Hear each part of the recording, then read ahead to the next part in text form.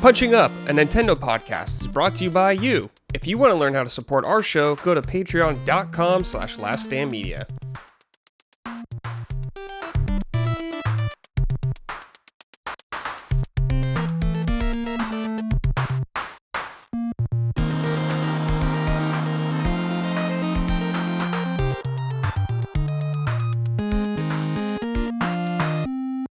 Hello everyone, welcome to episode 50 of Punching Up, Last Stand Media's weekly Nintendo podcast. I'm your host, as always, Brad Ellis, and joining me, my two lovely co-hosts as well. First, we're going to start with Mrs. Moriarty. Micah, before we get everything, Micah, I see you've had another GameStop situation. Oh my god, yeah. Please tell the audience about this.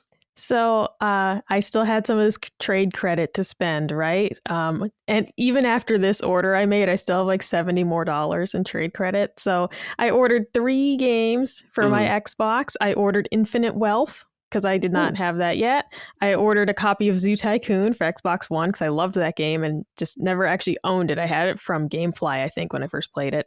And then the third game I ordered, I am blanking on, but it doesn't matter.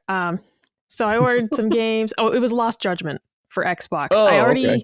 I have it for PS4, and I bought it on like a wicked sale. And so I was like, I can get a used copy from GameStop for very cheap and just play it on Xbox. I'm just going to do that, right? Yeah. And place my order. My address is correct on the order, okay? They sent it to Pennsylvania.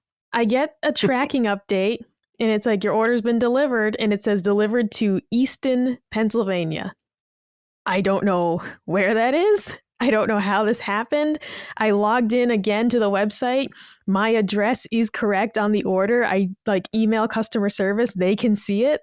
They don't know how this happened. I'm waiting for them to reply with what will you do to fix this? You know, either just refund me or I'd like to just have the games if they're still in stock. But yeah, GameStop, once again, reminding me why I stopped shopping here. Like, I swear to God, once this $70 is done, I'm out of here. Yeah. No more. Yeah. Get the hell out of there. That's enough. You've given them more than a fair shake. Dude, I got a call from the manager of my local store this morning to let me know that because the whole debacle with Kingdom Come Deliverance and my pre-order not being there. And they called to let me know that we have the Pirate Yakuza game already. So don't worry. It'll be here when you come pick it up next week. And it's like, oh, great. Thanks. I'm glad that the item I ordered will indeed be there this time. Yeah, so. Excellent. Good. Very good. And, of course, our other co-host, Mr. Gene Park. Gene, how are you, dude? 50 episodes. That's crazy. Yeah. Yeah, but shout out to Micah for still going to GameStop. I know people give both of us shit for going to GameStop. You know, they're like, oh, stop, go to your mom and pop store, go support your local. There's no fucking mom and pop stores wherever we're at. Well, actually, no, I have no excuse because there are some smaller stores in DC. Mm-hmm. But they're not as close as GameStop is down in Pentagon City, you know? Right. So it's like, oh yeah, the trade-in value sucks. And it's like, okay, well, like, you know, the travel time for me to get to the mom and pop store will actually make up for the $5 that I'm not getting for the trade-in value for this certain game or whatever, you know? Yeah. And yeah, I mean, like, think about it, you know, sometimes the GameStop is all you got in your town, you know? Exactly. Yeah, there are some local game stores in Richmond, but we're talking over a half-hour drive to just go down there. Mm-hmm. I would end up just like calling ahead to see if they even had what I wanted, because it's like there's no way I'm going to waste a half-hour's drive to be like, well, they don't have it, you know. But neither of these stores have like websites or anything, so you can't shop online, you know. So yeah, GameStop has the convenience, but no, it's not working out for me. And yeah, I just need to basically get one more game out of them, and then the trade credit will be gone. And I'll never think about, well, I got to pick up Xenoblade Chronicles X from them whenever that comes out. But then we're done. Then we're really done.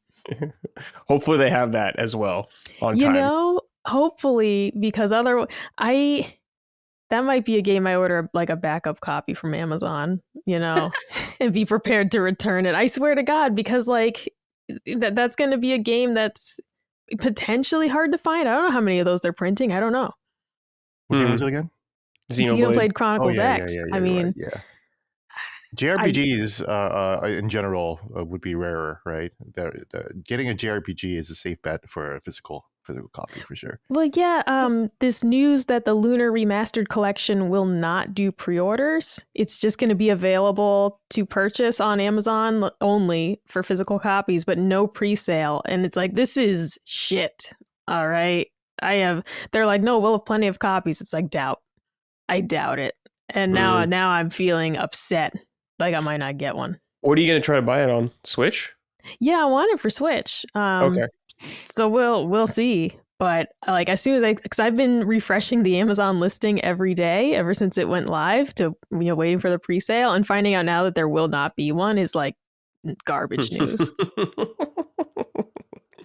Yeah, I feel bad. I'm so happy I'm digital on so many things now because I just don't have to worry about that shit. Because I used to get bothered definitely by that, Micah. I mean, with Nintendo, I still get physical because they retain their value so well, it seems like. But what a nightmare, dude. I feel bad for you just going through this hassle. What a bunch of shit. I will say there is a silver lining in that I was really disappointed about the pre-order debacle with Kingdom Come Deliverance 2, mostly because I genuinely wanted the pre-order armor set. And I was like, I don't know if I'm going to get it now. And it was included with the gold edition automatically. Oh, okay, cool. So good. Luckily, I didn't actually miss out on that. That was what I was most bummed about. Was it's one thing to just have to wait a week to play the game. That's whatever. But I was like, I genuinely wanted the armor set, and that's why I pre-ordered it. But it was still included. So that was a good news. Yeah, good. Gene, how tired are you right now? I know you've been busy. Yeah. It's been spending literally minutes before this podcast. I just turned off a game console for a video game I'm reviewing and cramming for, and I will not hit embargo time for a lot of the big games in February. Yeah, there's no way. Yeah, when it's just you doing it, yeah, there's no way. Yeah, it's not going to happen. So I'm trying to get one, but I definitely don't think I'm going to hit Monster Hunter for sure. Yeah. Are you going to have like a impressions thing go up around that time or anything? Probably. Yeah. I mean, it's Monster Hunter. Yeah. And I mean, what the fuck can I actually say about Monster Hunter? Like art wise or whatever. Sure. Yeah. Like critique wise, I'm like, yeah, shit's lit. The monster's cool. Yeah, the environments are great again. It feels good to run around. Like stuff like that. Yeah. I haven't even touched the game. I haven't even begun to. I know the beta's out already, and a lot of people are already playing it. I kind of just want to wait until I can actually just start my run in earnest. But yeah, cool. Also, it makes me want to get a PC. It's like there's all these games coming out that from Capcom that are really really pushing tech now. Dragon's Dogma and Monster Hunter. Well, not pushing tech so much as not being optimized that well. These larger games too. Yeah. So, so it'd be nice to have a PC that can just power through and just have a fun experience. Yeah. I know that Monster Hunter is supposed to look pretty good on PS5 Pro, so that's cool. Yeah, that's true. I played Dragon's Dogma 2 on PC when it came out, and still had a lot of problems on that thing. Yeah. Just poor optimization all around, but it's probably a lot better now. But PC is not a fix for everything, but it is nice as someone who plays on PC quite a bit. It was a little crunchy on PS5, Dragon's Dogma 2. Yeah. And that's why I kind of stopped playing it. I was like, well, first, and also I got bored with the game. Like it wasn't as good as I hoped it'd be. Same, or I thought it was at the beginning. So, yeah. All right. This is a Nintendo podcast. Welcome, everybody. Before we get into all the news topics and all that good stuff, please check us out on patreon.com/lastdaymedia. If you'd like to support us, you can get all of our shows early over there. We greatly appreciate it. You can also write into this show as well as our other shows. We post threads for all of our shows. For this show, I post it on Sundays in the afternoon, Pacific time. So keep an eye out for that if you want to submit an inquiry to the show. Also, lastdaymedia.store if you want to get some merchandise, some shirts, sacred symbols, defining Duke, summon sign. We got stickers like punching up, all that good stuff. So please support us over there. Micah will probably be the one sending you it if you order merch on there. Yes, so every order is touched by my bean-covered hands. That's right. If you want some bean juice all over your merch, please head on over there. All right, guys. First, we got some warm-ups from the audience. This is from Sweet Baby Ray. Hey, Punching Uppers. As an Alabamian, I need to give you all a little education on white barbecue sauce referenced in the last week's episode. It was invented by the owner of Big Bob Gibson's Barbecue in Decatur, Alabama, only a few miles from where I live, and it is traditionally used as barbecue or dipping sauce for smoked chicken. It has a spicy, vinegary taste that cuts the fat and smoke of a proper barbecue chicken. The mayonnaise flavor is not overpowering. I would recommend Micah get a good white sauce recipe, smoke some chicken, and dip the whole smoked chicken in the sauce. Give it about 5 to 10 minutes to tack up before eating, and I can guarantee you and Colin will be pleased. He might even make all your Naruto fantasies come true. Thank you guys for the stellar Nintendo content and keep powering up. What do you think about this, Micah? White sauce. Are you going to make some?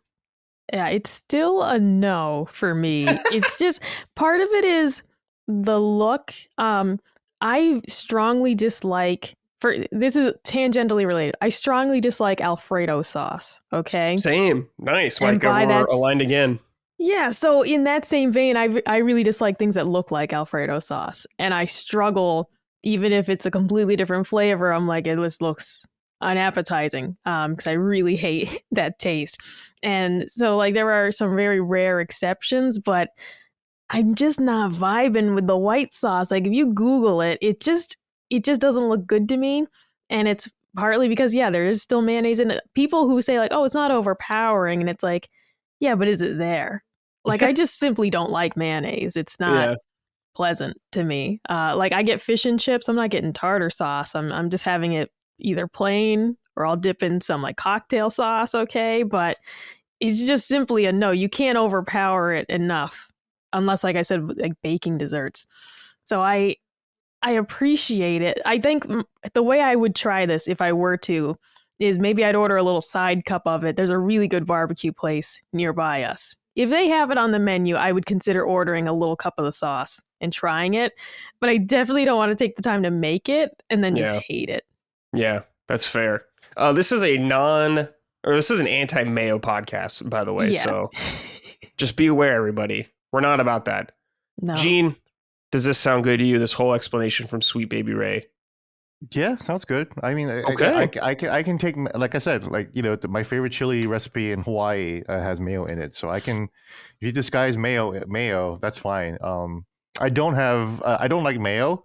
I don't like mayo specifically. I don't have any problem with how it looks. Alfredo sauce, love it. White sauce works for me. What is it? Chicken steak, Mm-hmm. Like white gravy. Yeah, love that shit, so yeah, I don't have any problem with white looking substances for the most part. Shout out Demon Souls if you guys want to talk about sticky white stuff. Sticky white stuff and Demon Souls. I'm glad Brad's here to get that reference. Mm-hmm. Even Dustin's too young to get that. So yeah. But yeah, sounds good. Okay, I'll try it out for sure. Sweet Baby Ray, nah, no thank you. I'm good. I'll take a normal barbecue sauce any day. But thank you for your write-in. Mm-hmm. Maybe Gene, if you ever have some, let us know. Give us an update, and Micah as well. Maybe if this ever happens, give us an update. Maybe I'll bring some for. I have a Valentine's date. That's exciting. Oh. Same girl that I took on a date a couple weeks ago. So neat. Hell yeah. It's going on. I was able to get a reservation on actual Valentine's Day, which was tough in DC. Oh yeah. Dude. Yeah, we don't even try. Like every Valentine's Day, I do a steak dinner on the grill, weather permitting. It's actually snowing today, so I'm hoping it's cleared up by Friday. Yeah. Oh, really? But yeah, we do a steak dinner every year for Valentine's Day. I just fire up the grill and do it at home because it's just insanity trying to go to a restaurant here. And it ends up being so loud at some of these restaurants that it's like, I can't even talk to you. Let's just eat our food and go home. Yeah. We always go out just on a different day. That's we don't want to deal with it. Yeah, that's really smart. Yeah, I don't know why it has to be on the day of, I don't know. But I'm still stuck in that mentality of like, oh yeah, well I got to do something special on Yeah. This is date night. It makes sense. See, Gene, we're old biddies settled Yeah. into our relationships, right? Like yours is Yeah. fresh, it's new. I'm still trying. You know? That's the problem. Like you, Colin, Brad, like you guys are all settled in, and you have your routines and everything like that. I'm still trying to dress to impress, and it's exhausting. Hey, yeah, dude. Yeah. Gotta keep at it, Gene. Yeah. Oh, dude, like, just Colin is extremely thoughtful, but he doesn't know shit about candy because he doesn't like it. And so every year for Valentine's Day, he's like, what kind of chocolate is it that you like? And it's strictly just because it's like, he just doesn't eat this shit, right? Mhm. And so I send him examples of like, this is what I like. And some people would be bothered by that, but it's like, he literally hates candy. I'd rather him ask me, what is it that you like, than end up with like, I got you some Smarties and Necco wafers. Yeah. Here's some gummy worms. Yeah. See, here's a Gene dating tip. Find out what the ladies like and learn about that. Study it. Find out what their brands are, like what their what kind of clothes they like to wear. Name drop it sometime, or when they mention it, find out what they figure out that what they're talking about. Don't be like Colin. Don't be like Colin and just like be incurious about like what the other person's interests are. Like, no offense, Micah, you guys get along great, but Oh yeah, I mean, in other categories, like he has bought me excellent selections of games. He has actually bought me some pretty cool like shirts and stuff like that. It's specifically candy, which he despises. Okay, yeah. Okay. And I think it's like so out of his wheelhouse that he's like, I don't know what that is. If Micah was someone who liked purses or clothes or something like that, then you should be. I don't mean to pick on Colin, obviously. I'm just picking on. What an idiot! He doesn't know shit about his wife. what a basically incel other than he's married. I'm not saying that. I'm just saying, using Colin as an example, it reminds me that it's a good idea, guys, to find out. Because like right now, like I'm trying to find out like what purses she like, because her birthday is coming up. So it's like, okay, well, I'll get her a nice purse. Yeah, look at you, Gene. I actually this is gonna sound creepy. Colin and I, when we first started like talking to each other, he mentioned on Knockback some of his favorite scents. And I wrote them down, and then I went. I went and bought a perfume that smelled like that. See, and I was really? Like, that's funny. Like Micah, Micah poor Colin with that kind of riz, So if you got it, I remember you saying that, yes, and that works the other way around too. Women like that when you pay attention to what they're saying, and then you pick up on it, you take notes, and then if she ever mentions what her favorite flower is or what kind of scent she likes, like exactly like Colin, who likes. To smell good, apparently. Yeah. Well, when in doubt, chocolate is always good for women. I don't know a single woman that doesn't like chocolate. It's always a win. Yeah. I don't know anyone who doesn't like it. Like, I know women who are like, makes me feel sick, still eat it. So we really seem to like it. Yeah. Is there like a C's Candy by you that he can just go to? Oh, I don't know, actually. I don't know, like what we have around us for local stores. I am a basic bitch. I love Godiva. Okay. Oh, okay. That's fine. Like Godiva. Back home, there's a really excellent local candy store back home that I just adore. But when it comes to just like easy to find online, like I'm just a Godiva bitch. Yeah, like, that's fun. And I love white chocolate's my favorite. He does know that. Like he's memorized what brand I like, but he hesitates because when they have like the variety box and it's like, to him, all the flavors sound gross. And so he's like, are you going to like this? I'm like, yeah, they're all fine. I'm not picky when it comes to candy. But it is just funny, his almost like bewilderment of like, this sounds horrible. And I'm like, I promise it's delicious. All right. All right. Flowers, though. Be careful about that, guys. You want to say flowers for either a special occasion after some time, not right away. There was a viral tweet going around. Poor guy, it's not his fault, but he was going on a first date and he bought a bouquet of flowers. And of course, Twitter being Twitter, it had like 500,000 likes and like 200,000 quote tweets of other guys telling him what to do. I wanted to do that too, but I was going to be like, you know what? He's got enough problems. I don't need to add on to the pile. And the date didn't work out for him, right? And for me, he didn't ask me, but if he asked me, I would be like, don't fucking bring the flowers, dude. That's cringe. That's too much. And also, not only is it too much, you need to save flowers for when you are sorry about something. You have to save the flowers for when you apologize, and then I guarantee you the flowers will work 1,000%. As depending on like what you fucked up on, Sure. Yeah, like, but if it's like if she's kind of mad at you about something that you can mend things over, then the flowers will just like mend things off right away. From my experience. Yeah, Micah, what do you think about flowers? Kind of like third date. You guys are like actually starting to date now. Yeah. I feel like flowers are appropriate then. I think that I'd works. say so. I am Cute. not you. You can't gift me flowers because I'm so allergic to them. So I would say that's appropriate, but in reality, like Colin can't buy me flowers. I've told him, I was like when we first started dating, I was like, don't ever buy me flowers. They make me very sick. Good. So, like my mom actually almost like died when she was in the hospital because her allergies are way worse than mine. And one of her friends got her flowers and she like her throat started closing up and they were like, get these out of the room. Oh, wow. I'm not like that, but I feel horrible if there's a bouquet of flowers in the house. So Colin saves a lot of money on that because he just doesn't have to bother. Chocolates. Like Chocolate's the way to go for me. Chocolate's the way to go. Flowers way later on, or when you're really, really sorry. And then Maybe you start small, because then you're probably Small. gonna fuck up again later, Always and start that's when small. you go to like the $50 bouquet, and then the $100 bouquet when you're really, really fucking sorry. I've been there before. Then again, I am still single and 43, so you take what I say with a grain of salt. I don't know. All my advice is not I guess the footnote is that all my advice is not meant to be long-term marriage, love of your life type of shit, for sure. Right. No, if you're looking for a long-term marriage, gift her some Omaha steaks. That's what I would want. That'll do Or it. some Snake River Farms, meat from there. I haven't tried them yet. I just hear it's really good. There's several brands of like mail order meat that I want to try.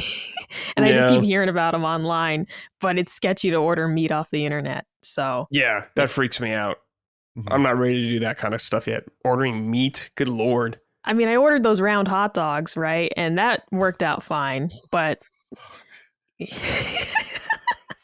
it's just a hot dog. I swear, it's just a hot dog. But it's not supposed to be shaped like that. Like a hot dog patty, kind of. Yeah, it's a hamburger shaped hot dog. Oh. Just get a hot dog. Like, Gene, quit when you're fucking here, around. we're gonna have some.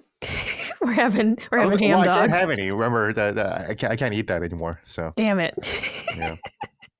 Give me a round chicken, and I'll be okay. I'll find a chicken hot dog that's round. Okay. Yeah. A chicken hot dogs won't work either. Like any hot dog in general, but we don't have to talk about that. Damn, I love hot dogs. I love them too. I fucking miss them. I grew up on Spam. I'm from the Pacific Islands. Yeah, that's true. It sucks that I can't eat Spam anymore. That shit was crack to me. Yeah. Why do you gotta fuck with hot dogs though? Why can't you just let a hot dog be? Just let it be its dick shape. It's fine. Brad, the point of it, because the point of it is that you only have to buy one type of bun for your party. They market these by saying you always have leftover buns. And then if you have leftover hot dog buns, but you only have hamburger patties left over, what do you do? And so they market these by saying you're throwing a party, round hot dogs, round burgers, you only need round buns. And the reality is that's very true. It's very true. But it's like, come on, man. If you're putting in the effort to throw a party, you can spend like $3 or $4 to buy some hot dog buns. No, it's not about maybe the market is too free. I think. I think there's such thing as a market, a too free market, right there. Yeah. I don't know. Whatever, dude. Fucking round hot dogs is. I'm gonna send you some, Brad, and you're gonna eat them. I will eat them if you send them to me. Actually, I will. They're from QVC. That's an even better reason to try them. Okay. Good lord. Yeah, Micah does know my address, so I could get a bunch of random shit from Micah. Who knows what's going to come in the mail one day. All right, guys, this is from Jin Pack. What's up, Punching Up crew? This one is from Micah. It's regarding your GameStop dilemma. Now, I took this before your even more recent dilemma. Just use all the GameStop credit to pre-order Switch 2 as soon as they allow pre-orders. That should dry up all that dirty GameStop credit. I did a very similar thing when I traded in my Series S and used the credit to pay for part of my PS5 Pro. Just a thought. Love the show. Well, Micah, I wouldn't even bother ordering a Switch 2 from them because you probably won't even fucking get it. No, see, that was the original plan. This listener is onto my original thought process was I'm going to trade in these two consoles. I'm going to pre-order a couple games. And I literally had so much credit left over. I said, okay, I'll save it for the Switch 2. I signed up for their Switch 2 early alert. So as soon as pre-orders are available, they'll email me, right? And then so many bad things have happened. No, I do not trust them with a Switch 2 pre-order. Now, if I manage to place one through GameStop, I will probably also try and place one at another retailer and then simply coordinate with a friend who wanted one and get it to them, right? But it just is like, there's no way I'm trusting GameStop with this. No fucking way. Yeah. You know, one thing I love about working with a bunch of people in like game industry is when a new console or hardware, something like that comes out, everyone is like, you got one, I got an extra one. Everyone like makes sure everyone has access to one of these consoles. And it's so great. I'm just picturing our Discord whenever this happens. And it's maybe everyone except Colin being excited. But we'll see. We'll see. Because I talked to him, Micah, about Switch 2, and he's not buying it. He won't do it. He's like, maybe I'll play Metroid. Maybe I'll play Metroid. What do you mean, maybe? Switch. Yeah. For free, he just gave it away.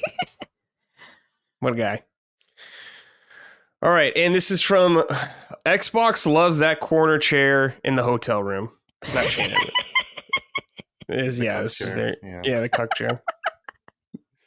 Hey, Mama, as a fellow mixed person who enjoys the Cracker Barrel, do you also think they should slightly update their wall art to include people of color? Tell me about this wall art, Mike. I have no idea what it's like in there. Oh, you've never been in a Cracker Barrel? No, I've never been to Cracker Barrel. What is it, like the Klan, like on the wall or something? Like, what is this? Dude, no, the entire wall is covered in old photographs, farming tools, old advertisements. Think of like tin signs, you know, for like defunct brands of soda. Yeah. And then, a bunch of farming tools, a sled. Like every single Cracker Barrel is decked out in antiques just everywhere. And then the photographs, it'll just be old family photos. I don't know where they source them from. Old military photos, just a bunch of random shit. I gotta be honest though, I've never really looked too closely at them. It's like it's 1800s America is like half of the photos, right? So I didn't really expect to see many black people in it. I guess it'd be fun if they threw a couple in there, but I'm not thinking about it. I don't know if you've seen though, to the listener, not to you, Brad, there's this like trend of putting your family photo up in a Cracker Barrel and then waiting to see how long it takes them to find it and take it down. That's like funny. This one family like took their photo, put it up on the wall. They went back a couple times and it was still there. And then one day it was gone. Like they finally noticed, hey, these people don't belong here. Damn, dude. You got to take like a black and white photo and be dressed up like old timey in it. I bet it might last for a bit then. Yeah, like from Knott's Berry Farm or something. Exactly, right? exactly Knott's Berry Farm, right? When you dress up as a rancher or whatever. You know? Yes, dude. Yeah, I just got to print out some. You should do that, Brad. We all three of us should do that as a family. You know, like one white guy, one Korean guy, one black lady. Yeah. Yeah, we are like the most diverse Nintendo podcast for sure. We're gonna take an old cowboy photo with all of us. We might be the most like per capita diverse Nintendo podcast, so we can also be the most diverse Western DEI, family, like farmers from the 1900s. You know, that's right. We can go to Mrs. Knott's right there. We can get some pie. Micah would love it. I love Knott's Berry Farm. Knott's Berry Farm.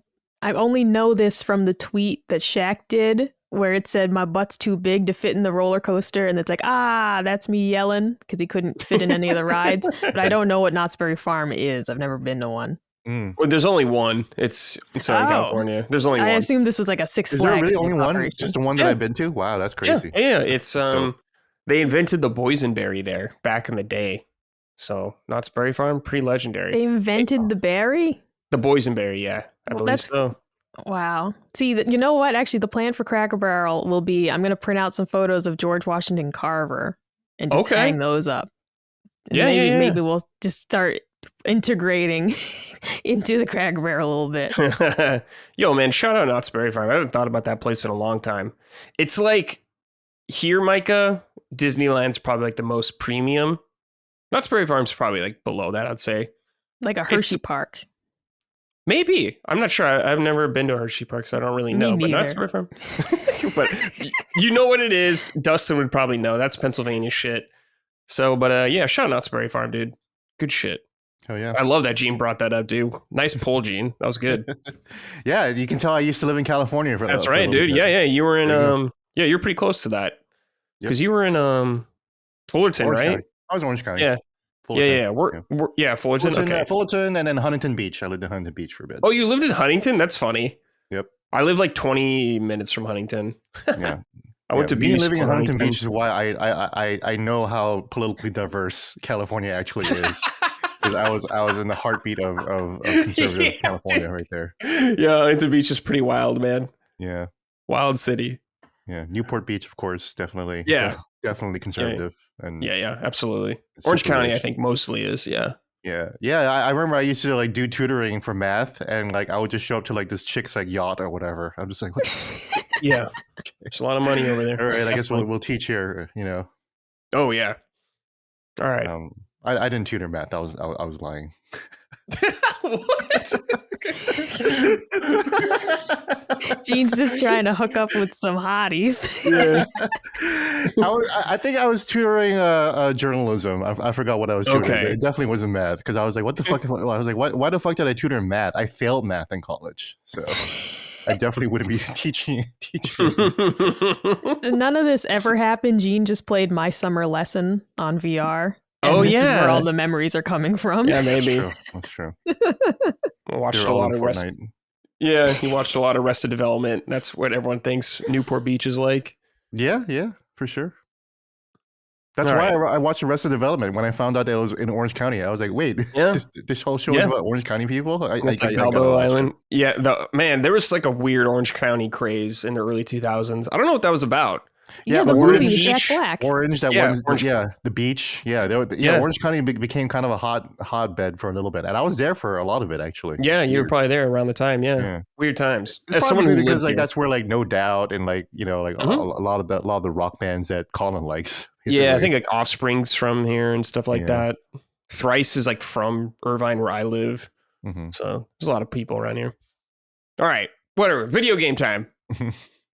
Dragon Quest. Here we go. A little update. Dragon Quest 12. Whoops, that was the wrong tab. Dragon Quest 12. We got a little update. I gotta write this down before I forget. A little update on some development. On a recent live stream, Dragon Quest creator Yuji Horii reassured that Dragon Quest 12 development was proceeding and he hopes to share more information little by little in the future. Dragon Quest 12 was announced on May 27th, 2021, and Dragon Quest XI came out in 2019. And here we are in 2025, and we have seen jack shit of this game. Nothing. Not a peep, not a piece of artwork, nothing. Gene, what's going on here, man? I'm like Colin. I'm intensely curious, but very nervous. You know, I don't like the logo, the one piece of art The that we fire see from thing? Dragon Quest Yeah. 12, right? And I'm like, looks a little 2007's, you know, Prince of Persia Warrior Within, Oh, with Godsmack, yeah. like edgy, yeah, like a little, Stand alone. Yeah. yeah, Oh, a little yeah, gotta have Godsmack that. edgy Dragon Quest 12. I was like, I don't know, you know, and also Dragon Quest 11 was so good, it might as well be the last Dragon Quest game ever made, you know. Damn, it was good. So it's like, yeah, there's a lot riding on this one, and also it's like probably the one primed most to kind of break through to through the mainstream, you know, like more so in the way that 8 did for the PS2, you know, or 11. Yeah, I did think 8 and 11 did a lot. I feel like a lot of people kind of hopped in with 11. That Yeah. seems pretty big for them. Yeah, for sure. Yeah. But yeah, 8 was huge. That's what got me into it. So Yeah, but then 12 is probably the one that's going to be like, or they're probably hoping this is going to be like a bigger, you know, Yeah. closer to like a Final Fantasy, which Final Fantasy is doing that great anyway. So it's like it wouldn't be that hard now, you know. So it'll be interesting. I'm super excited. You know, and yeah, again, like people are really, really into hardcore turn-based RPGs now, and Dragon Quest is kind of like one of the best ones. Yeah. Period. So the most iconic ones for sure. yeah, you know, it's the Dragon Quest XI was amazing. Some of the fights there were so It was tight. awesome. You know, I couldn't believe how tight those fights could be. where like every turn like mattered. It was Yeah. interesting. Yeah. Micah, what do you think about all this? Our update is this is like the most Square Enix update is. This reminds me of like the PS3 days of just waiting for 20 years for something to come out. Kind of, yeah, a little bit. You're right. Yeah, it's still coming. It's just like, okay, yeah. Cool. It'll be ready when it's ready, right? Yeah. Which is what that was the era where that quote kind of came from, And we're still here, It's so nothing to say this. I mean, you're just assuring the fans essentially that it's not canceled, because in this era, when it feels like half the AAA games in development get canceled, it feels like that's what they're actually reassuring you, is like, don't worry, this game will be coming out. We're not telling you when. We could be a third through development. We could be 95% done, but we're just telling you that it's still happening, which is good to know. But I didn't realize that 11 was released in 2019, because I think Colin was still working on the Platinum when we first started dating in 2020. And so I actually thought that's when it came out. So, I mean, in terms of how long fans are waiting for the next game, it doesn't seem like a crazy wait time, but it's a long time from when it was announced. I just strongly dislike, when the big companies announce games so early, because it's like, you're not trying to collect Kickstarter funding or anything like that. You're just telling us this just so you know, in 10 years this game might come out. And I can't stand that. So I feel bad for the people who've been waiting this whole time for it. I am oblivious to it. I didn't know that this was, waiting so long for it, essentially. I didn't know that it was announced so early. Yeah.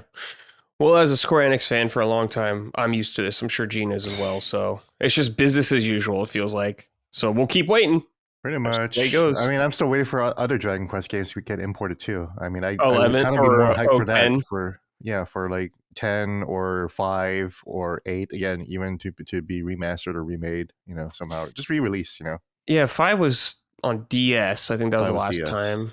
Yeah, maybe it's on mobile too, but yeah, we need more. We need it is on 4, mobile, 5, and 6 as well. Yeah, I mean, I just don't re-release. trust playing games on iPhone. Period. Yeah. Oh yeah, I don't want to do that either. All right, a little more Dragon Quest news. Let's see. In a recent Square Enix financial result, the company stated that Dragon Quest III HD 2D contributed greatly to the company's financial results. Quote, operating income up mainly due to stronger sales of Dragon Quest III HD 2 remake than initial assumptions. Wow, Square Enix actually saying something sold above their expectations for once. It's been a long time since I've heard that. And that's good news, because Dragon Quest is a franchise I want to grow. And I like Dragon Quest III. I thought it was fun. What do you guys think about this? Good news, Micah? Absolutely, because as it seems like their expectations never truly match like how niche some of their games are. It's like, I don't know, man, who do you think's playing this? And I don't mean that as a dig. It's like, I played it.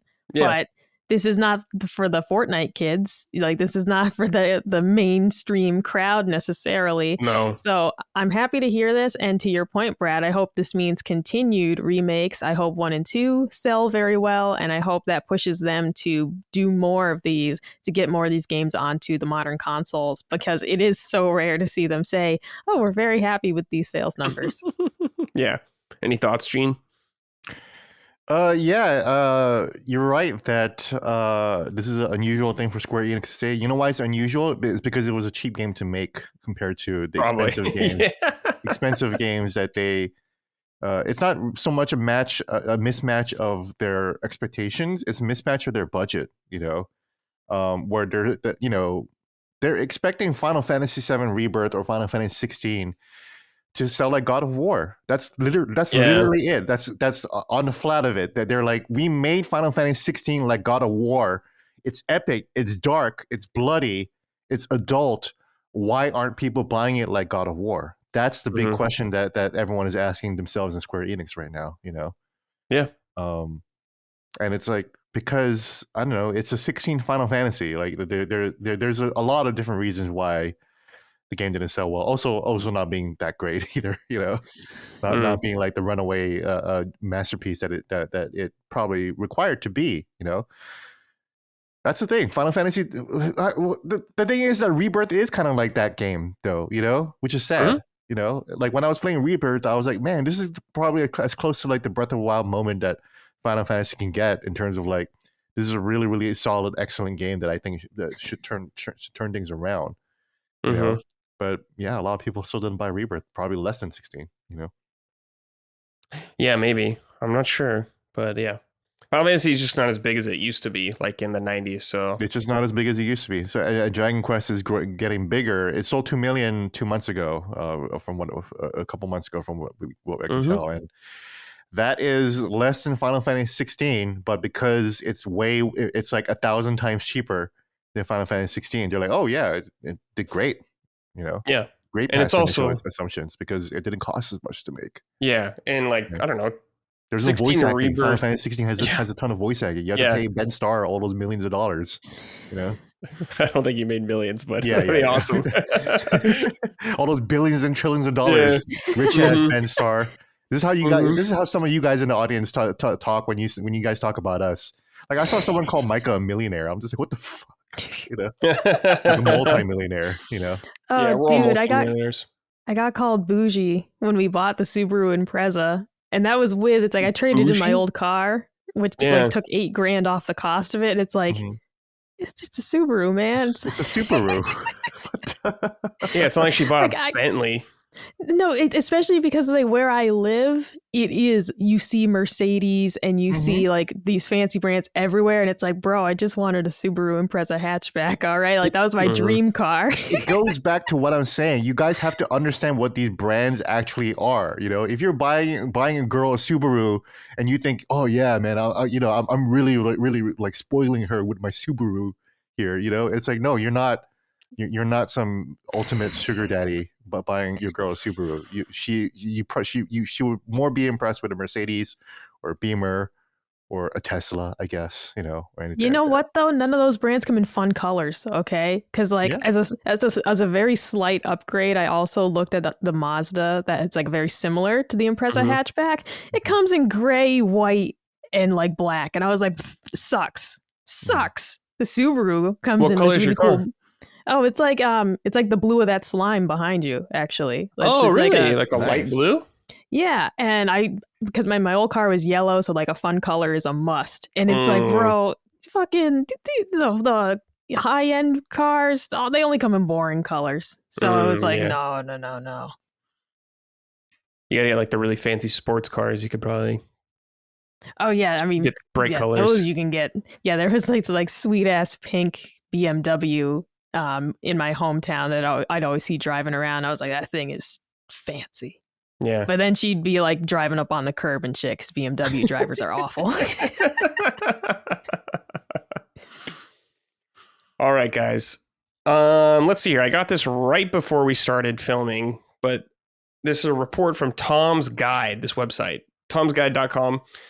Nintendo Switch 2 pricing possibly leaked by Costco employee. Here's how much it could cost. I'm just going to read it from them. At the moment, all things Nintendo Switch 2 are in the holding pattern. While Nintendo has made the console official, it hasn't spilled the beans on details for the upcoming dockable handheld, leaving us to wonder what the company has up its sleeve regarding the price specs. A new leak from Family Boards, I have no idea what that is, might have revealed the console's price, though it comes from a relatively sketchy source.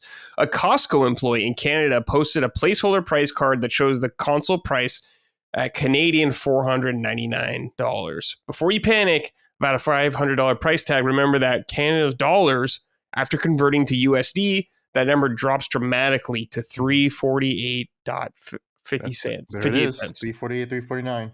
Yeah. So that's kind of, 349, 350 is what we were kind of speculating. And that's pretty much all the other article. Sounds right to me. What do you think, Micah? You think that's probably going to be the price? Here's the thing. Costco, I trust a Costco worker, all right? The article said it was sketchy, but I feel like I could trust somebody from Costco. What do they have to gain? The hot dog's $1.50. That's all right. True.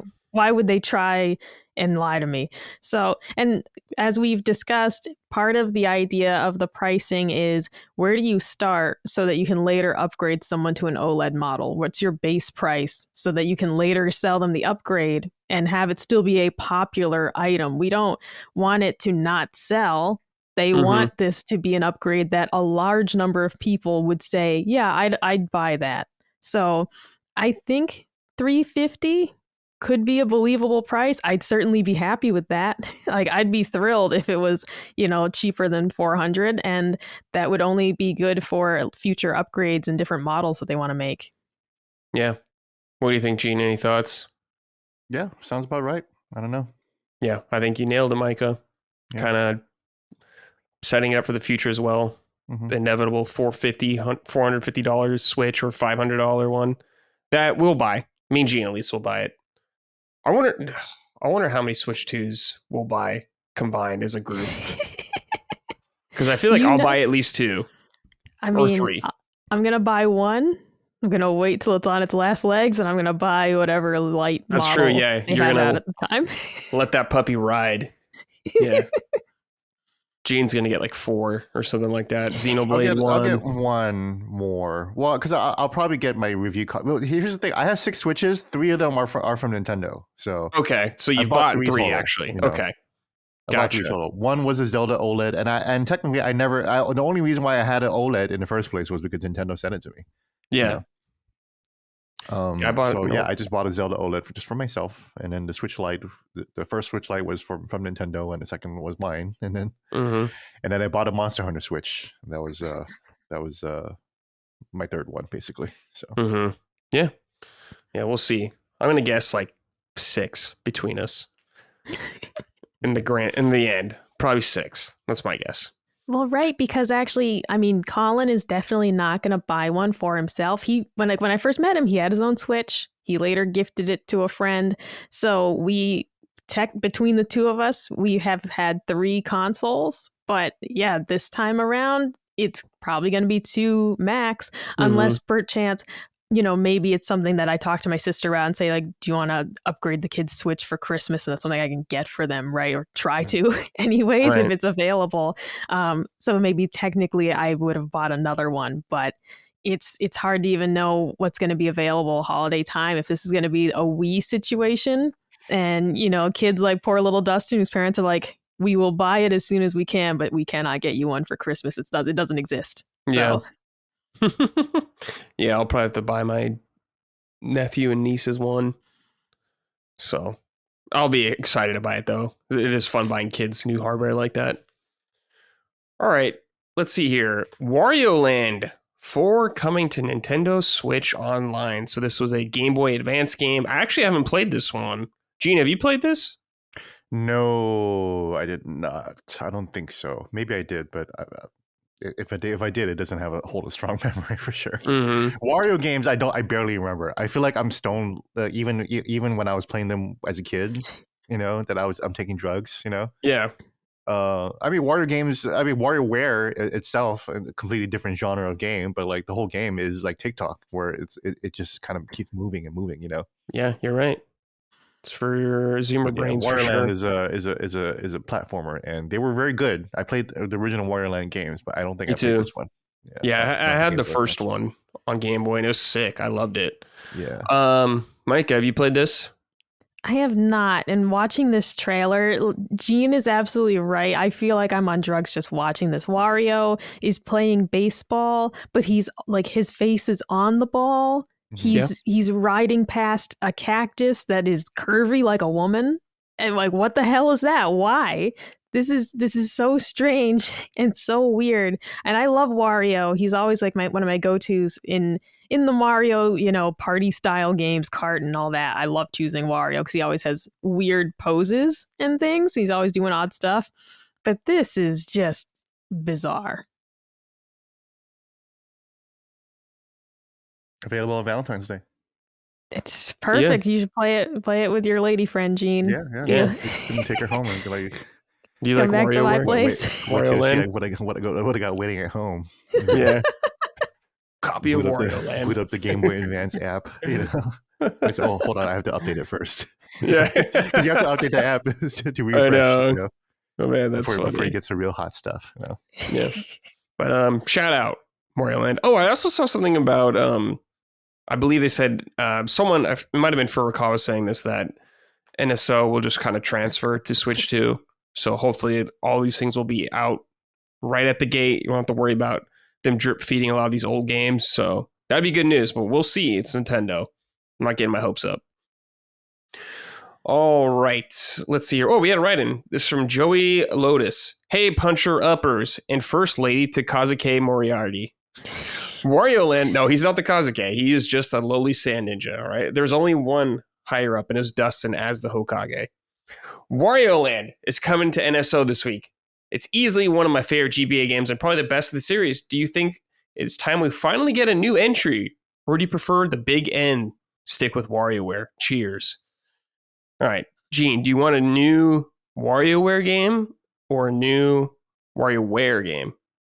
Wario Land. I'm just not a fan of the WarioWare series. I think it was fun to do, and it's cool to keep it going as mini games. I'm not against the series. I'm just not. I'm done. I don't need to play anymore. I think it's more exciting to have WarioWare, or I'm sorry, Wario now, especially with like how good Wonder was and stuff like that. How good Nintendo is at platformers. Yeah, I want to see them an updated version of Wario Land, what they could do now. Yeah, and in Princess Peach, her game wasn't so much of a platformer even, it was kind of like a puzzle adventure game, So yeah, having another platformer, even Kirby is kind of a platformer, but like not really, because like you don't really die when you fall, So yeah, there's Donkey Kong. So I guess there are a lot of platformers, but yeah, I mean, yeah. I'd rather see. I've never been like the biggest fan of Wario as a character, even though I loved him in the Nintendo Power comics. He was my favorite character there. But and obviously I was like known for a while as like the Waluigi guy. Were you? I didn't know this. Yeah, I was the guy who wrote the Washington Post op-ed. Waluigi was humiliated and robbed, and that went viral several years ago. I didn't see that. That's funny. This was right after the Smash Ultimate reveal trailer, and everyone was wondering whether Waluigi was going to be on it, and he wasn't. So I wrote a whole op-ed and tweeted it out, and it went viral on Twitter. And that's kind of how I got my start as a games writer, honestly. Oh, really? That's funny. Yeah, because they're like, oh, Gene can just write shit posts. It'll just like draw like hundreds of thousands of people to read about it. That's that, did not know Gene can have that pool. So Sakurai just probably doesn't like Waluigi. That's got to be it. Like probably not. Yeah, I think he's just upsetting. not a fan of these characters either. So they look like sex offenders. No, no, you can't say that. This is anti-Italian discrimination. You can't. You simply can't say that. Wait, is Waluigi your favorite, Micah? Wario and Waluigi. I was like, put them in Smash Brothers. Like, I'll buy it. They just don't do it. It's like, dude, they're in Mario Kart Double Dash. I would always play as Wario and Waluigi. Sometimes, here's the thing. I would play as the two turtles, right? But my sister and I agreed that it was overpowered because if you play as the two turtles, you get a bonus shell and you just win every time. So we agreed only one turtle per person. And then it was like, all right, well, I'm always going to choose either Wario or Waluigi to go with one of my turtles. And I love them. They're funny. They're just funny little guys. I mean, Wario reminds me of Don Vito from Viva La Bam. But without the sketchy stuff. But yeah. Wario's probably done some sketchy stuff. Let's be real. Probably. Yeah. Both those boys, definitely sketchy. Micah, do you think they're attractive? One of them. Here's the thing. I feel like every person has their angles and their charm. So I feel like anyone has, a potential, right? I don't think anyone is truly irredeemable. They say there's somebody for everybody. I think everyone has their angles. Micah, yes or no? Simple question. Let's get the answer. Don't dance around it. Yeah, okay. I would say yeah, I guess. Yeah, you know what? I'd say yeah. Which ones? Both. Which they one's got strong jaw lines, okay. And nice teeth, mustache. Yeah. I mean, this, because they remind me of Mr. Menagerie from Higglytown Heroes, and that was like one of my first childhood crushes as well. So, I kind of like, who's the guy? Oh, wait, the guy from Lazy Town, the bad guy, Robbie Rotten. Yeah. R.I.P. to that actor. They got some of that energy as well. Yeah, so that's true. They do. Okay. I now learned that Micah is attracted to Wario and Waluigi. I did not say attracted to, but I said they are attractive. Do you find them attractive, Brad? No, sadly, no. No. Yeah. Acknowledging something as attractive and being attracted to it are two different things for sure. Yeah. Thank you, Gene. Yeah. I find many things attractive. That doesn't necessarily mean I'm thirsting after them. So. Well, I want to know if Micah was attracted to them. Like I said, simple question. She danced around it. Yeah. So she said no. She said no. Yeah. That was a very long way to say no. But she won't leave calling for them. So she was like, she was talking about them like they were in the room with us, and she was trying to let them down gently. That's true. Yeah. Yeah. What if we have a listener who looks just like Wario? Like, imagine sitting in the hotel cuck chair, and then Micah is telling you, yeah, you have your certain angles or whatever, Just like, imagine you're a listener is like lying in bed like Winnie the Pooh style, and then Wario just watching like, what the fuck did I do? There's this. Yeah. No, like, dude, what if one of our listeners looked dead ass just like Wario? All right, I am not gonna be like, oh, he's an ugly motherfucker. No. If you look like Wario and you're a listener, please send us a photo. I need to see this. That'd be great. Let us know if you look like a Wario or Waluigi, one of the two. That'd be good news. We can have Micah rate you. That could be a good segment. Micah rates our listeners on the Wario scale. Based on how they look compared to characters, though. Oh, yeah.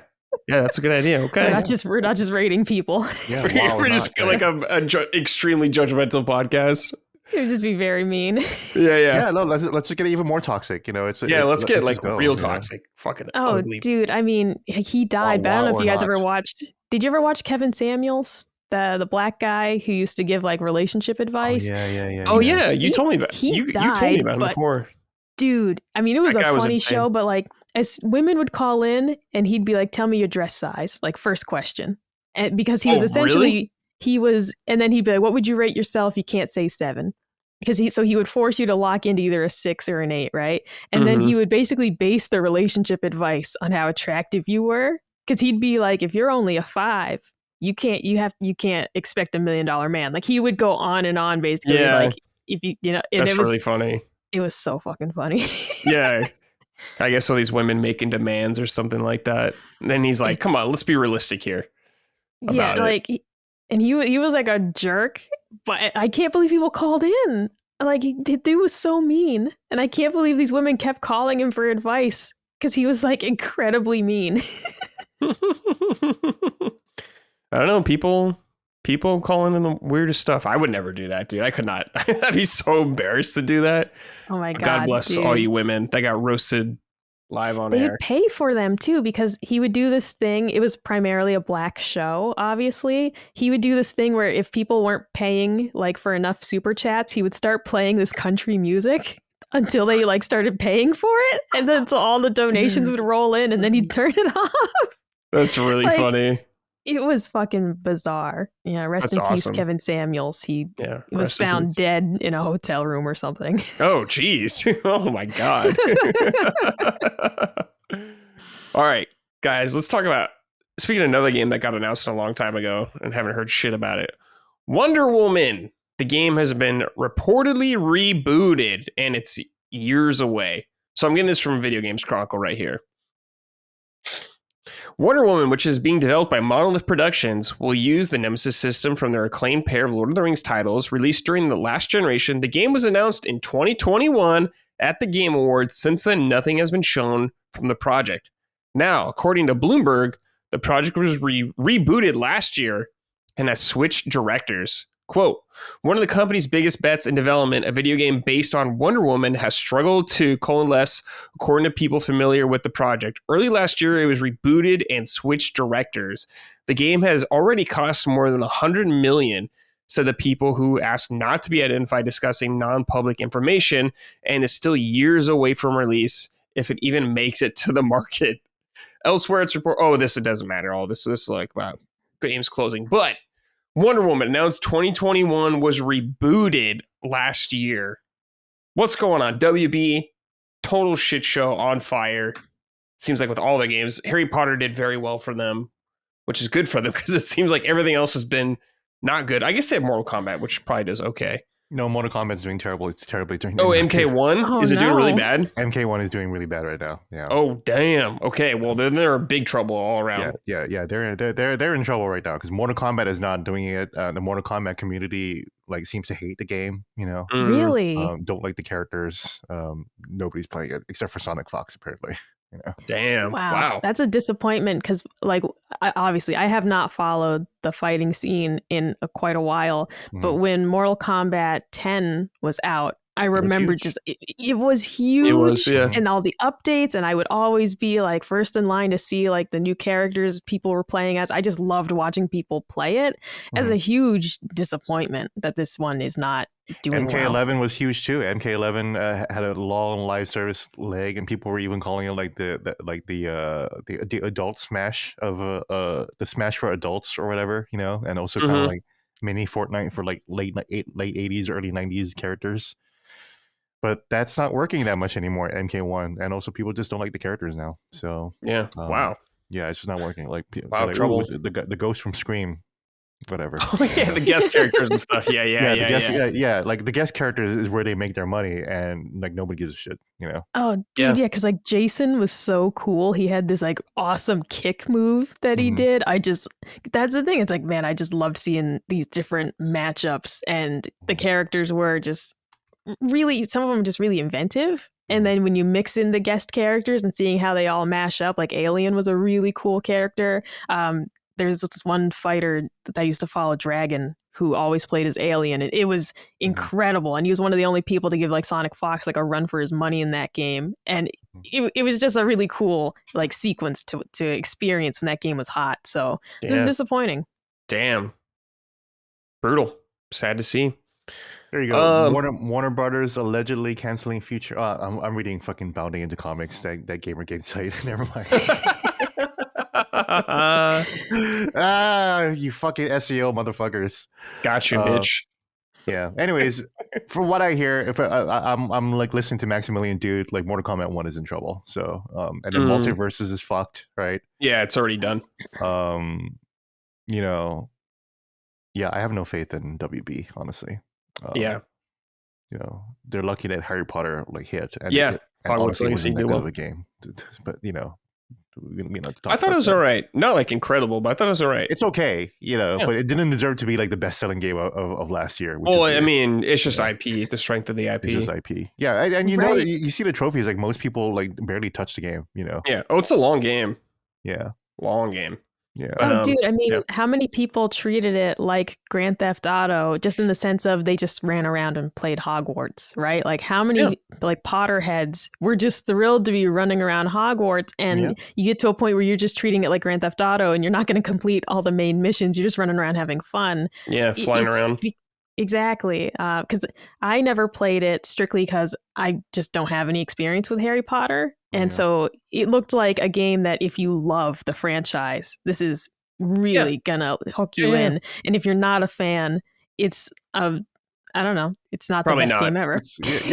I actively don't like Harry Potter. It has nothing to do with J.K. Rowling. I just don't like Harry Potter. I think the story kind of sucks. Like it's lame, it's boring. One movie was okay, right? So like when I was playing Hogwarts Legacy, I was like, it's okay and it's competent.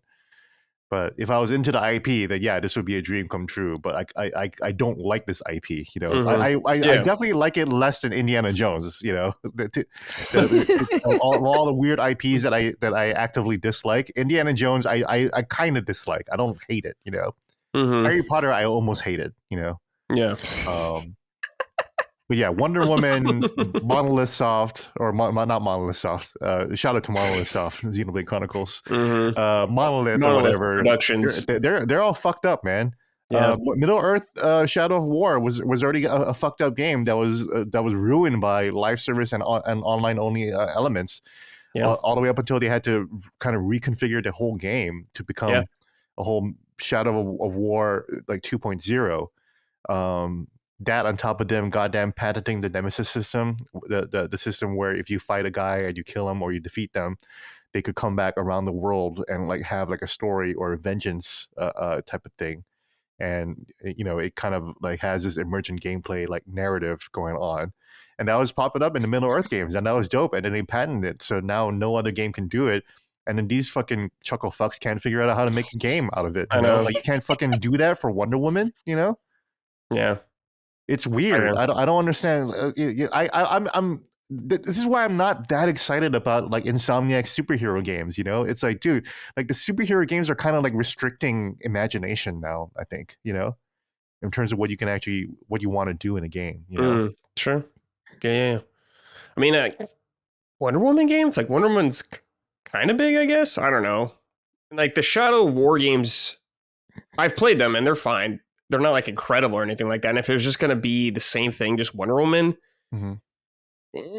wouldn't do it, right? Yeah, that's true. No, yeah. I mean, that's the problem. Like these games are being licensed and hunted after by men older than me, who love Wonder Woman, and it's like, dude, like we tried Wonder Woman. The movies sucked. One of them was good. And then they were really counting on the next movies to be awesome, and then there was going to be a whole Wonder Woman cinematic universe or DC cinematic universe that you can capitalize on, and that just didn't fucking happen. Just like with Indiana Jones. Oh, Indiana Jones 5 is coming out, and it's going to be a big IP again, and that fucking movie bombs. So these games are always just chasing what they think is going to be hot in movies, and then it just doesn't happen. And then so these projects are just floundering. Mm-hmm. Yeah. I don't know. They're in trouble at WB, so. Yeah. And I realize, that there are mixed reports about how well Indiana Jones did, but to be quite honest, we don't know. We don't know.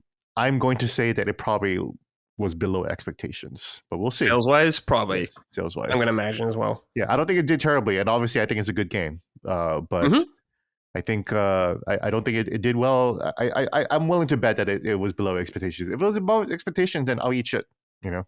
Sure. Yeah, we just don't know. They don't really release hard numbers. I mean, Xbox, like they don't. I mean, yeah, they don't really do that nowadays. Yeah, they don't really. Embarrassed by everything. They say like players or something like that. People played, users, monthly active users. That's their whole shtick. MAU. That's MAUs. That's MAU is the KPI for the ROI. That's how all these fucking people talk behind the scenes. By the way, Oh, I bet. Yeah. You sons of bitches. Yeah. Anyways, Micah. Fucking Wonder Woman. Yeah. Any interest? It was so stupid when I saw that news. I was like, of course. Yeah. Any interest, Micah, in Wonder Woman? Or you care about this news at all? You're a woman, right? Yeah. So you must like it, right? I mean, I liked the first Justice League movie, but I never saw the subsequent like Wonder Woman standalone films. Snyder Cut was dope. I didn't see that actually. I didn't see that. Here's the thing. I unironically loved Batman v Superman. I saw it in theaters. You should watch the Snyder Cut then, for sure. Oh yeah, dude, I fucking loved it. But no, this is a strange move because the movie's not doing well. Fans' interest plummeting. Money spent on this is just absurd for it to not be released yet. And then to consider if it comes to market, it's like, yeah, are you going to end up writing this off before you ever release it? It's just disgusting. The mismanagement. Like Gene said, you have this really cool concept with the Nemesis system, and it is wasted, absolutely wasted by not releasing a game with it and just actually utilizing this thing that you own. It's madness. But I'm going to say the last good superhero game was Captain America Super Soldier for the Xbox 360. Yo, I got all the achievements. You're like the only other person that's ever played that before, Micah. Holy shit. I love that piece of shit. I had that game on physical disc. It's a piece of shit. It's a piece of horrible. Shit. It's horrible. Not a great game, but it's the only it's the last Captain America game we got. And you can throw your shields and it goes thunk, so it does its job.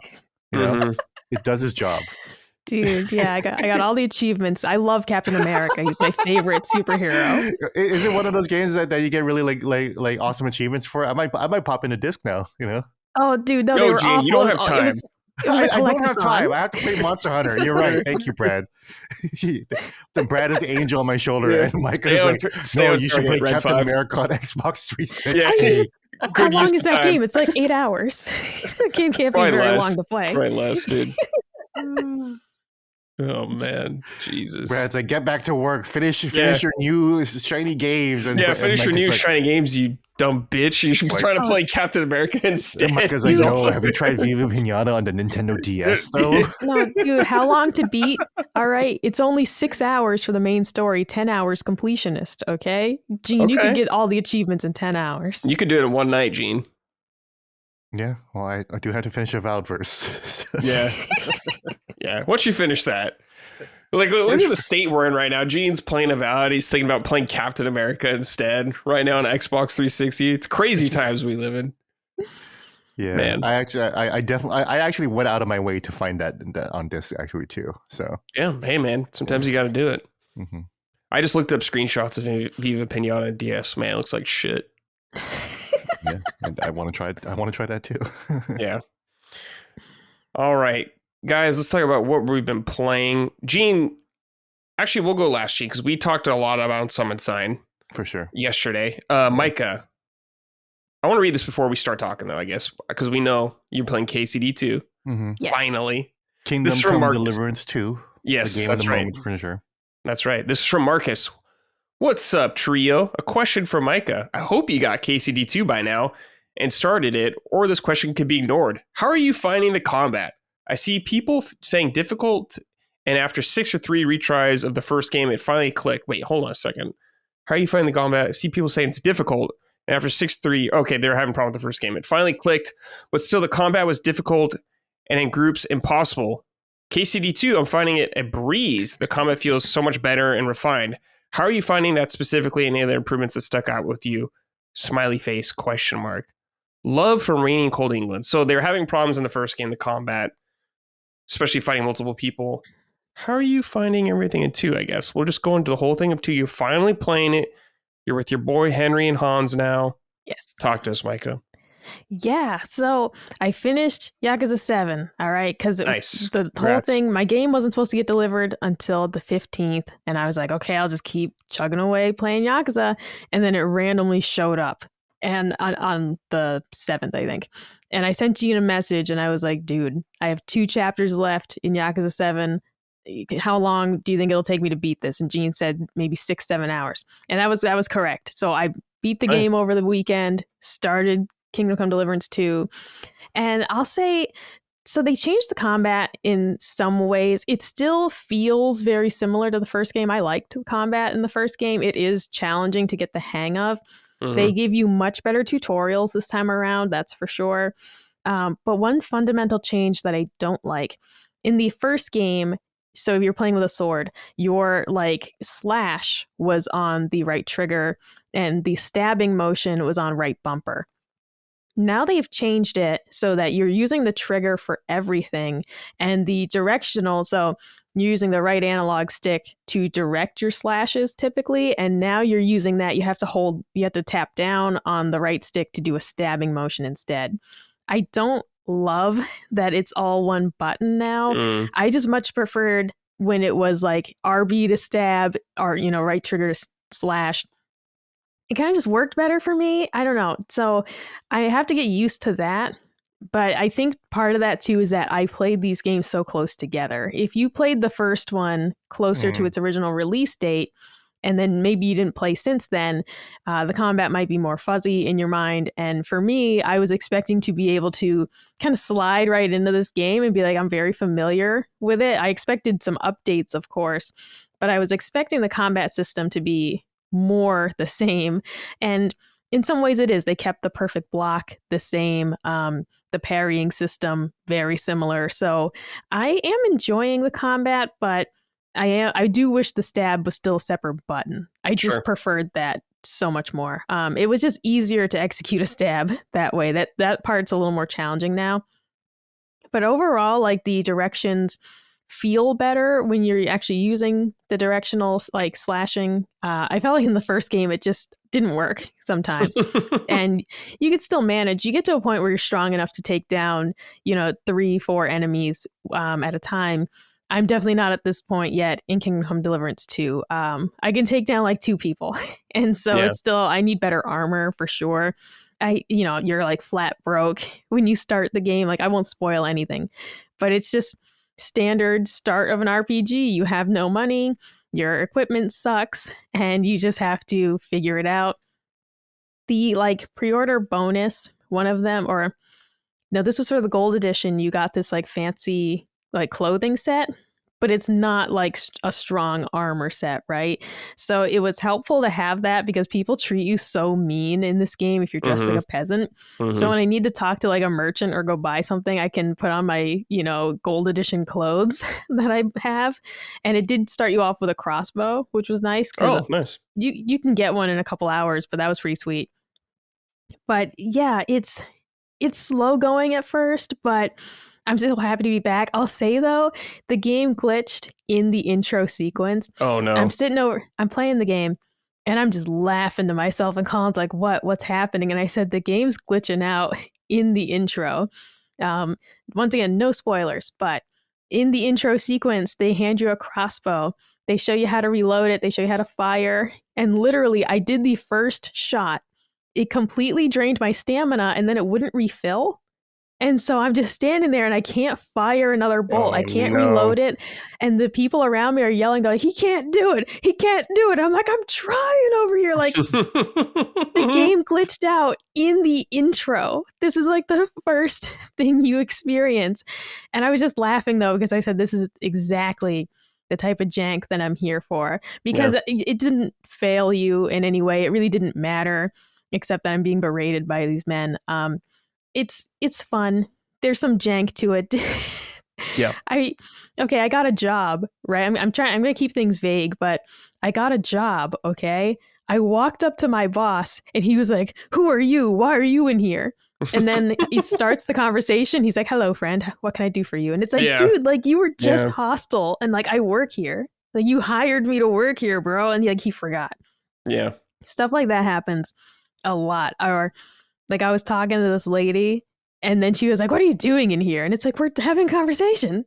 Like your door was unlocked and I walked on it. This merchant, I walked into his store and he yelled, "Get out." So I walked out the door. I walked back in. He was like, "Hello, friend."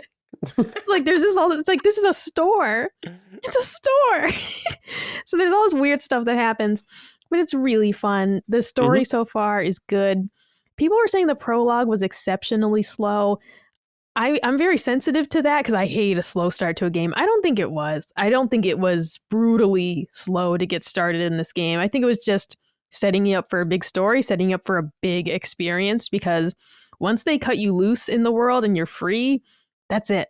Yeah. And so I think they were just adequately setting you up for that.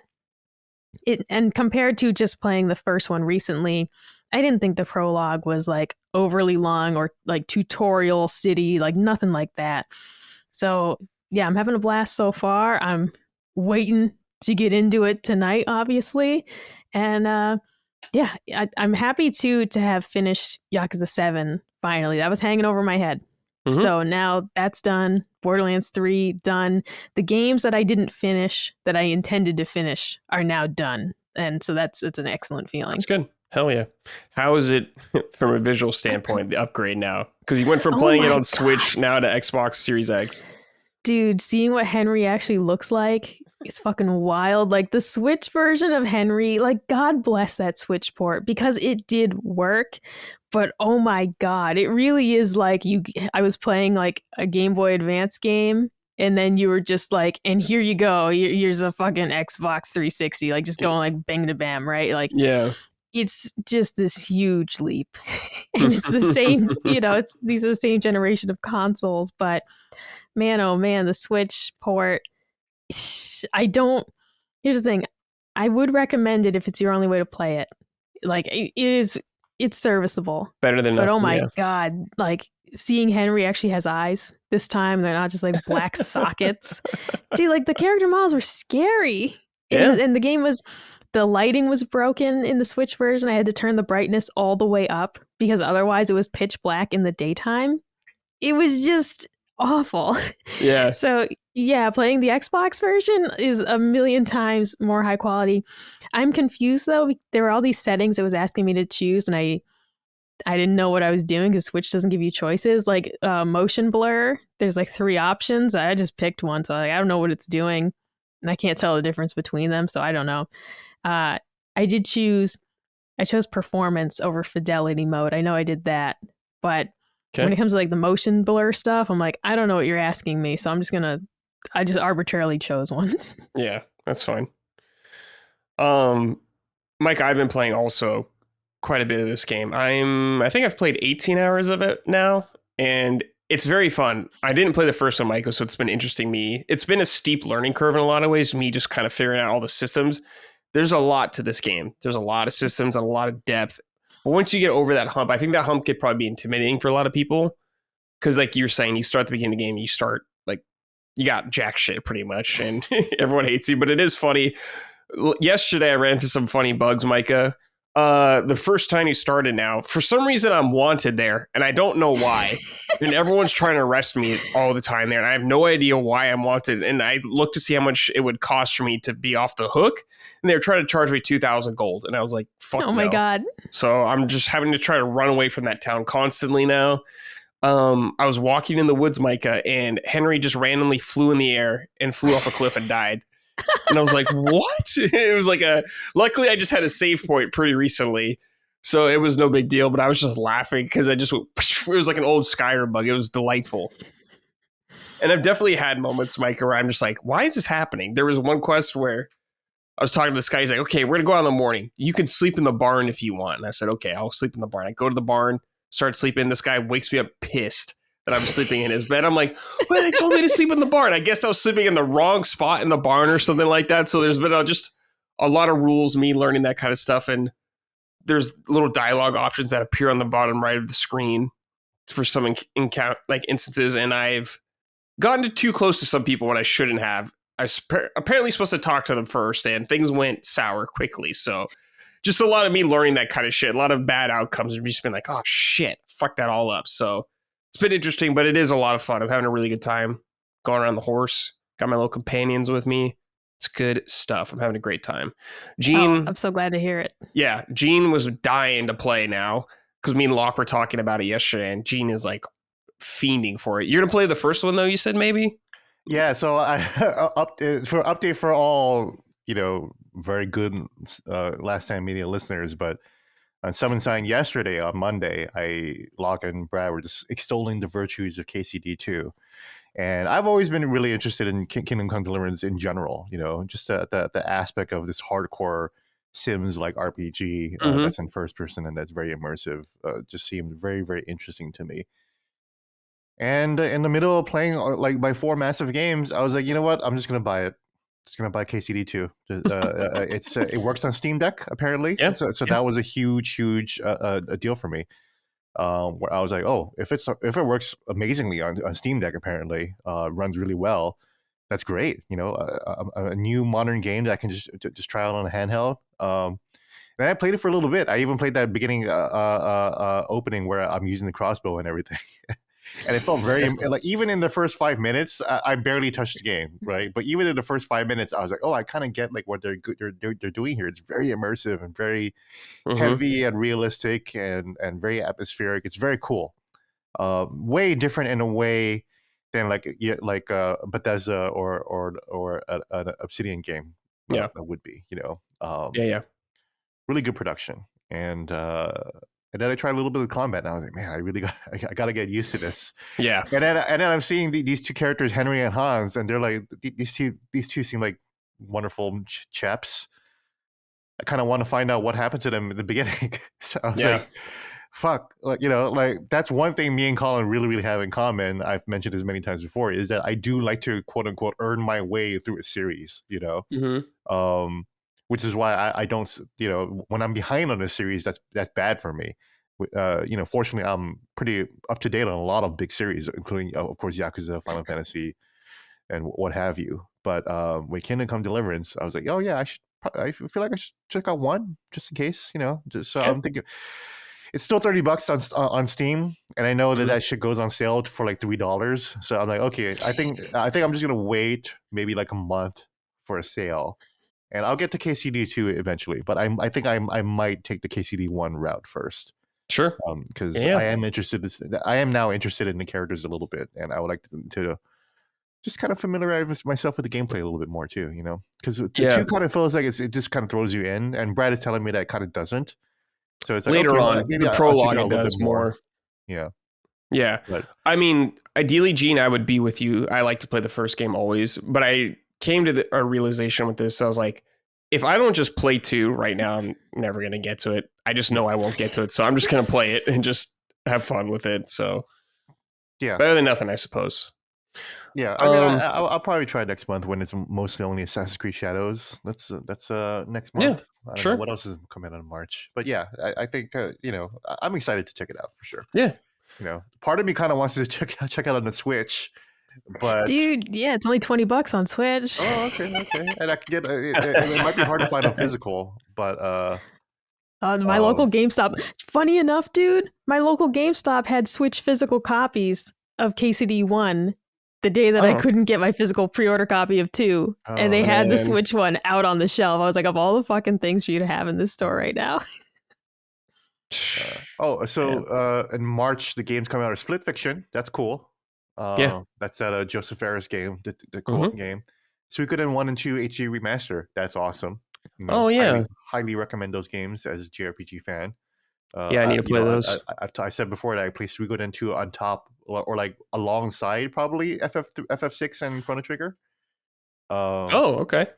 So that comes out March 6th, and Xenoblade Chronicles X comes out March 20 on the Switch. That'll be nice. And then in terms of new games, besides Split Fiction, it's mostly Assassin's Creed Shadows. Tales of the Shire, I don't give a shit about Lord of the Rings. So, Killing Floor 3. I mean, Tales of the Shire looks cool, but I might take a peep. Yeah, maybe. I feel like I've outgrown Lord of the Rings, though. Sure, I get it. I'm done with the world. Graduated from Lord of the Rings. Yeah, graduated from Tolkien. Yeah. Yeah.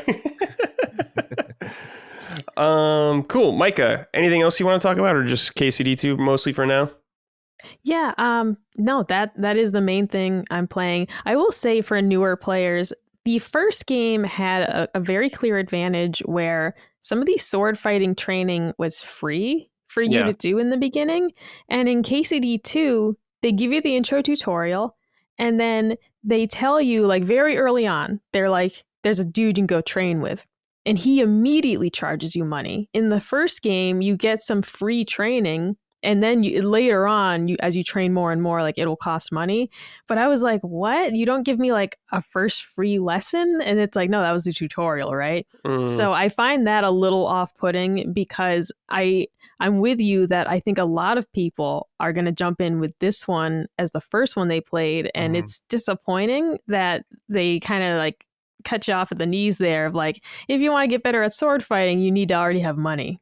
And it's like, and the money's fucking hard to come by, dude. Like I got a job in the game. I try to sell my wares and they sell for like $3 each. It's dude. Do you want to strat, Micah, that what? me and Locke discovered? Stealing horses and selling them. It's big money. Grand Theft Auto style. I'm scared to do that. I'm scared. Steal a horse at night. No one's around. Easy peasy. That's a Grand Theft Auto 5 trick. Yeah. Because I steal stuff they made the lock picking way harder. This is really? Actually my first major complaint. Can the you lock skip the picking. Is there an option to skip it? No, you can't, right? No. This is a No, sim. You don't know that you do that. No. Well, generally speaking, you don't have to, right? Like in the first game, for example, there are missions that require lock picking, but it was mostly side quests. And it's like, you can do it if you want to. Like I never got super good at the lock picking. However, I was good enough to open most chests. In this game, the lock picking is so difficult. Even the ones labeled easy, I'm struggling with. And I Googled it and other people are having the same problem. And I was like, all right, it's not just me. They've made this more challenging. I don't know yet, though, how to upgrade my stealth. I need to figure that out. Like, who do I go see? I think you just level up stealth by doing it, sneaking around. I can't fucking do it, bro. Because like in the first one, you go see the specific couple of dudes. That's a challenge. That's one thing. And it's not explained either, right? Like here I am having played the first game and they have not explained to me yet how to actually upgrade stealth. That's an issue for new players to be like, how the hell am I supposed to get better at this? And the game doesn't really tell you. Yeah, there's a lot you just kind of got to figure out Because there's like a million systems in this game. There's a lot to it. Yeah, they've added like the outfit system is new, and that's really cool. Essentially, you can organize all your armor into sets, so then you can switch between them quickly, which is really cool. And you can assign the same item to multiple sets, so you can have the same shield on all of them, for example, things like that. And that's a really cool system, but it's just adding more depth to a game that already had so much going on. Yeah, there's a lot to it. Anything else you want to talk about, Gene? Or are you good? Yeah. I can't really talk about any of the games I'm playing, huh? Okay. I could talk about Severance, the Apple TV show. Don't ruin it for me. I haven't seen it yet. You haven't seen it yet? Yeah, I won't ruin it. But apparently Dustin's been talking about it. Dustin's really into it. The other podcast. I haven't heard him talk about it. So I'm gonna have to check out the old episodes and scrub through them. But that's kind of been my obsession. Actually, it's been so distracting that I don't play video games because I'm too busy going through the Reddit or like following Severance Twitter accounts that are just talking about it. I'm obsessed with the show, and it gives my highest recommendation. Okay, I think you all should watch it. Yeah, I do need to watch it. I don't know anything about it, so which is fun. Yeah. I'll go completely blind. I watched the trailer and I'm kind of disappointed I did, because it would have been fun to not even know what the concept was, Yeah. But the trailer told me enough. But the trailer did tell me enough to get me interested, though. That was a fun thing. Cool. So. Very cool. All right. I don't think I've played anything else in. So. Yeah. Okay. Yeah. Well. Days Gone, Red Dead 2, Summon Sign. Check it out. Yeah. You get more into that. We'll have more next week. Those are the weird games that I'm playing alongside Avowed and Yeah, not Monster Hunter because I haven't even touched that yet. And his insane list of shit he's playing every time. It sucks, man. This is definitely we always get questions like, "Oh, does it ruin your?" Yeah, it does ruin like the fun of video games. Yeah, it can playing video games completely. Yeah, unabashedly, it fucking sucks. I kind of wish I had a different job. I mean, on a much smaller scale for me, when we did the Tales of Arise spoiler cast, famously, I ended up playing the game until like 3 a.m. the night before because I knew I was on the last section, but I did not realize how long the last section was. And we'd already scheduled the show. Like I thought I budgeted myself plenty of time. And Colin's like, you can ask the guys to reschedule. I was like, we're making the deadline. I'm not doing this to them. And like, I forced myself to play through the game. And it's like, I was up insanely late. But I was like, yeah. And I don't have to do that hardly ever. So this is a much smaller scale. But I was like, dude, this fucking sucks. It sucks to have to play the game this way. It sucks. This is why I always keep telling people I didn't want to be a games journalist at all in the first place. And then, a lot of people are like, oh, do you want to start getting into game dev, dude? Don't you want to create stuff? I'm like, no, I don't want to fucking create anything. I create poop every day, I don't want to create anything. I just want to sit back and enjoy games, Like a lot of my friends and like a lot of, like so many games journalists always go into like game dev and get like working at game studios and like, communication side, I would do that, right? But I have zero interest in like making games. I don't want to be involved in the industry. I just want to play them. I love being consumer, Yeah, that's true. Okay. All right. Welcome to our video game podcast. Yeah. Welcome. I'm a co-host. All right, let's see here. Golden Sun, the OST was added to Nintendo Music, a game I've been meaning to play forever. 20 people are extremely excited about this. Yeah, 20 people are very people pumped. Still alive that play Golden Sun, including myself. So. Yeah. So that's cool right there. I was just trying to see. I have a list. So there's 38 soundtracks now in Nintendo Music. So they're starting to put them out. So that's good crazy. news. That's a lot. Yeah. Especially with the Nintendo drip feed. They've been kind of throwing these on pretty frequently. Like Mario Odyssey's on here. Mario Galaxy, stuff like that. Skyward Sword. Dr. Kawashima's Brain Training / Brain Age. Hell yeah. Nintendogs. Good stuff on here. Wave Race 64, dude. Banger soundtrack. Shout out Wave Race. So there's plenty of music if you want to listen to the Me Shop channel for an hour. You can totally do that. You can put it on loop for an hour. So keep an eye out there. All right. Gene, you and me kind of talked about this a little bit yesterday, but we can get into it a little more. A Sure. new event from the ESA has been announced. So the ESA are the people behind, or that were behind E3 and stuff like that for a long time. They also leaked a lot of people's information during E3, so that was a lot of fun. But they have a new event coming called Icon. So I'm going to read this off their Twitter. Introducing Icon, where visionaries and innovators from the video game industry and beyond converge to unlock the limitless potential of interactive entertainment. The ESA is convening the first of its kind summit. Follows to learn more. This kind of language of saying to unlock limitless potential of interactive entertainment, it just makes me roll my eyes like marketing people who ever come up with these dumbass slogans.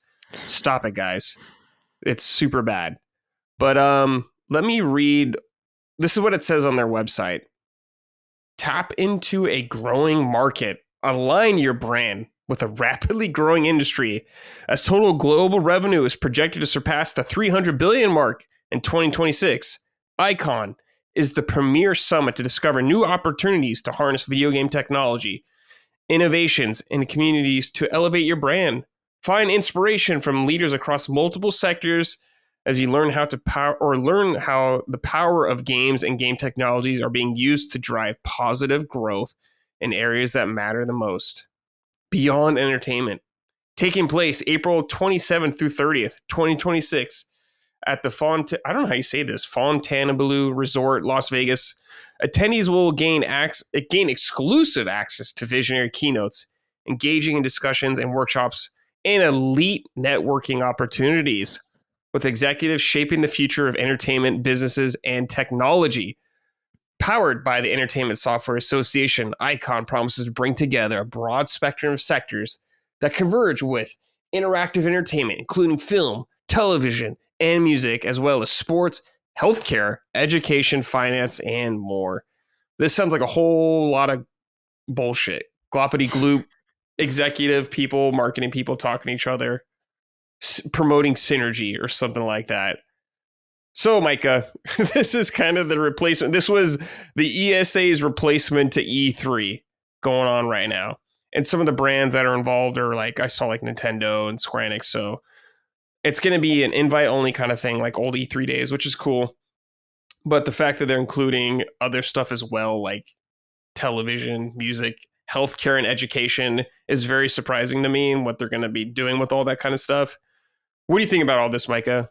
Before we get into that, I just think this is not going to be like E3 of old. I said this on some side. No, those days are over right now. The closest you got to that is Jeff Keighley for right now. But Micah, what about all this? What do you think? Icon. No, dude, I mean, this is strictly for the people who actually work in the industry. This does not sound, of course, like nothing at all for the fans of games. This is about building your brand. This is about getting your games to sell better. And I guarantee it's going to be a lot about live service shit and figuring out how to continuously make money off something someone bought once. But no, the disappointment, I understand how we got here, but E3 used to be like Christmas. Like I'd be home watching it and the announcements rolling through and just being so excited and just seeing the new consoles. Like E3 was the pre-Christmas show of here's all the awesome stuff that's going to be coming out. And it's a disappointment that, you know, we've retained some of that feeling through the like developer directs. You know, they each do their own showcases now, but it was really fun just as a viewer at home. I have never actually worked in the industry. I'm not the person who ever got to go to these shows, but just as a viewer at home, it was so much fun to just have everyone taking their turn on stage and seeing them bring the best of the best because they're competing with each other, you know, live, right? So I can understand this direction they're going in, where now this is exclusive to people working in the industry. And this is just all PR speak of what the hell are they actually doing for you? I don't know. What are they actually selling? What are they actually doing here? You know, they have a picture of how much money video games is making, you know, each year, like it's more and more money. And it's like, okay. Yeah. And they're like, they're like, get into video games. It's like, all right, who are you directing this to? Jimmy Dean sausages? Like, who's not in games that doesn't want to be? What we don't want is the return of the awful licensed games. We do not want those back. That was a terrible, terrible time. Captain America, shout out. Dude, I mean, like, think Wonder of Woman. games like flat out broken games, like the Cabela's, Big Game Hunter series. Those games were jacked. All right. They were kind of fun, but those games were terrible. Right. And they didn't work. They were just awful. I think they're making a new one, but it's not Cabela's branded anymore, by the way. But it just is. It's like, I'm not sure what this actually is. But, as someone who just loves gaming, it's disappointing that, E3 is never going to come back the way it was before. And we have to make do with the individual showcases and the Keeleys every year as well. Yeah, we still get Summer Game Fest. We get some announcements there. But yeah, the days of like the old E3 are over. Now, Gene, we talked about this yesterday. I have a question, though. If you had the opportunity to cover this show, would you go to it? Yeah. Okay. Yeah. I love going to Vegas. So. Okay. My funny, my friend Ben Dreyfuss, who's actually Richard Dreyfuss's son. Really? The actor Richard Dreyfuss's son, but he tweeted. No. He tweeted like the maturation is slowly like unfurling yourself from things that you like in Vegas. Mm-hmm. So like your young self would be going to Vegas for like drinking and clubs, and like your late 20s self or early 30s self would be going there for the gambling, like what Drake does and everything like that. You get addicted to gambling. And then finally, when you enter your 40s, like when you're my age, you're like, I quit drinking and I'm no longer in danger of like addictive gambling behavior, right? Mm-hmm. But then Vegas still has strippers and whores, so it's like, oh, fuck. Device for everyone there. So it's like there's always different layers of like you're trying to disconnect from like Vegas's vices, but it's like they always got something going on. So I want to try the buffet. I hear Vegas has some of the best buffets. Vegas has excellent food. That's what I want to go for, right? Excellent food, yeah. And that's what I really enjoy now, Vegas. Now that I just don't drink anymore or smoke or do drugs or go to strip clubs or anything like that. I just eat really well and just hang out and, I don't know, just admire the sights. I don't know. Vegas is cool, So I might cover it. I might cover it next year, Cool. Might be awesome. a cool place to go. Yeah. I think they said it was going to be in April too. That's interesting. Yeah. It's a couple months after DICE, so they're asking everybody to go to DICE, and then which is a different organization, and then come back 2 months later. Oh, I don't know about that though. Yeah, because it's going to be the same group of people. DICE attracts executives, and so would this. So I'm not sure what they're doing. Okay. Yeah, that is funny. All right. Yeah, you're like, this is gonna be like DICE 2.0, pretty much. It sounds like. I have to give a shout out though to Richard Dreyfuss, who was one of my first childhood crushes. As a kid, I adored the movie What About Bob?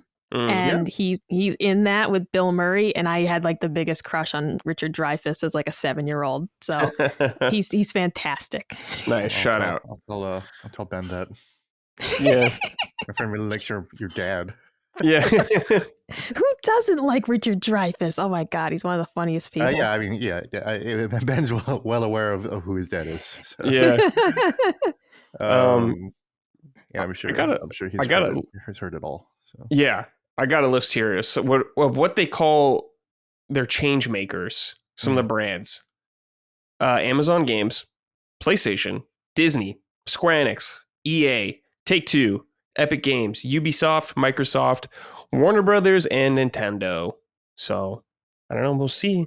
Mm-hmm. Can't see what Nintendo talks about here or what the hell they do. Will be interesting. Nothing. They just won't. They'll just show up and be like, Doug Bowser do everything will that you're not doing. shake a couple hands. That's literally what that's literally what it is though, is that like Nintendo has no point in being there, like, because they would benefit nothing from it, because they literally said we will do the opposite of what you might expect or what is popular, because we're trying to do things differently. And this whole conference is all about like, oh, well, what's popular right now, So that's why like Micah's observation, very, very cynical and brutal observation of they're probably just fucking cooking new ways to spend, to get us to spend more money on something that we just bought once already, Mm-hmm. That's That's probably the brutal truth of it. To be quite honest, I'm glad Micah said it. Yeah, absolutely. All right, guys. Last little news thing in here. I thought I saw this and I thought it'd be kind of fun to talk about. Some new rumors about a new Castlevania and Kirby for Micah right there. We'll start with Castlevania first. So I'm getting this from My Nintendo News. I'm just going to read what they wrote. It has been a long time since we got a big budget Castlevania video game. Despite it being a huge franchise and having a successful animated Netflix show, now our new rumor is doing the rounds online, suggesting that Konami is preparing to revive the franchise in the same way it is doing with the Metal Gear Solid series. Portuguese site Geek In Out says a new AAA game in the Castlevania series is on the way, and that will be officially announced in 2025. As always, this is rumors, so we have to wait and see what transpires. AAA, interesting approach, Gene. I think a lot of people want Castlevania to come back in a Metroidvania kind of way, 2D way, which I'm totally fine with. But I think if it comes back in a 3D way, personally, that's much more exciting to me because we have a million Metroidvanias already, and I'd like to see as how I they said, handle 3D. I'm tired of Metroidvania, the genre itself. So even if it was literally Metroid Good or to hear Castle, literally Metroid or what was that? She said good to hear it. Yeah. Well, even if it was literally Metroid or Castlevania, like literally one of the Metroidvanias, I'd be like, I'll check it out sometime. A fucking Prince of Persia is one of my favorite IPs of all time, and I still haven't played that. Yeah. Well, I still haven't finished it. So yeah, a AAA Castlevania would be way, way more exciting. Yeah.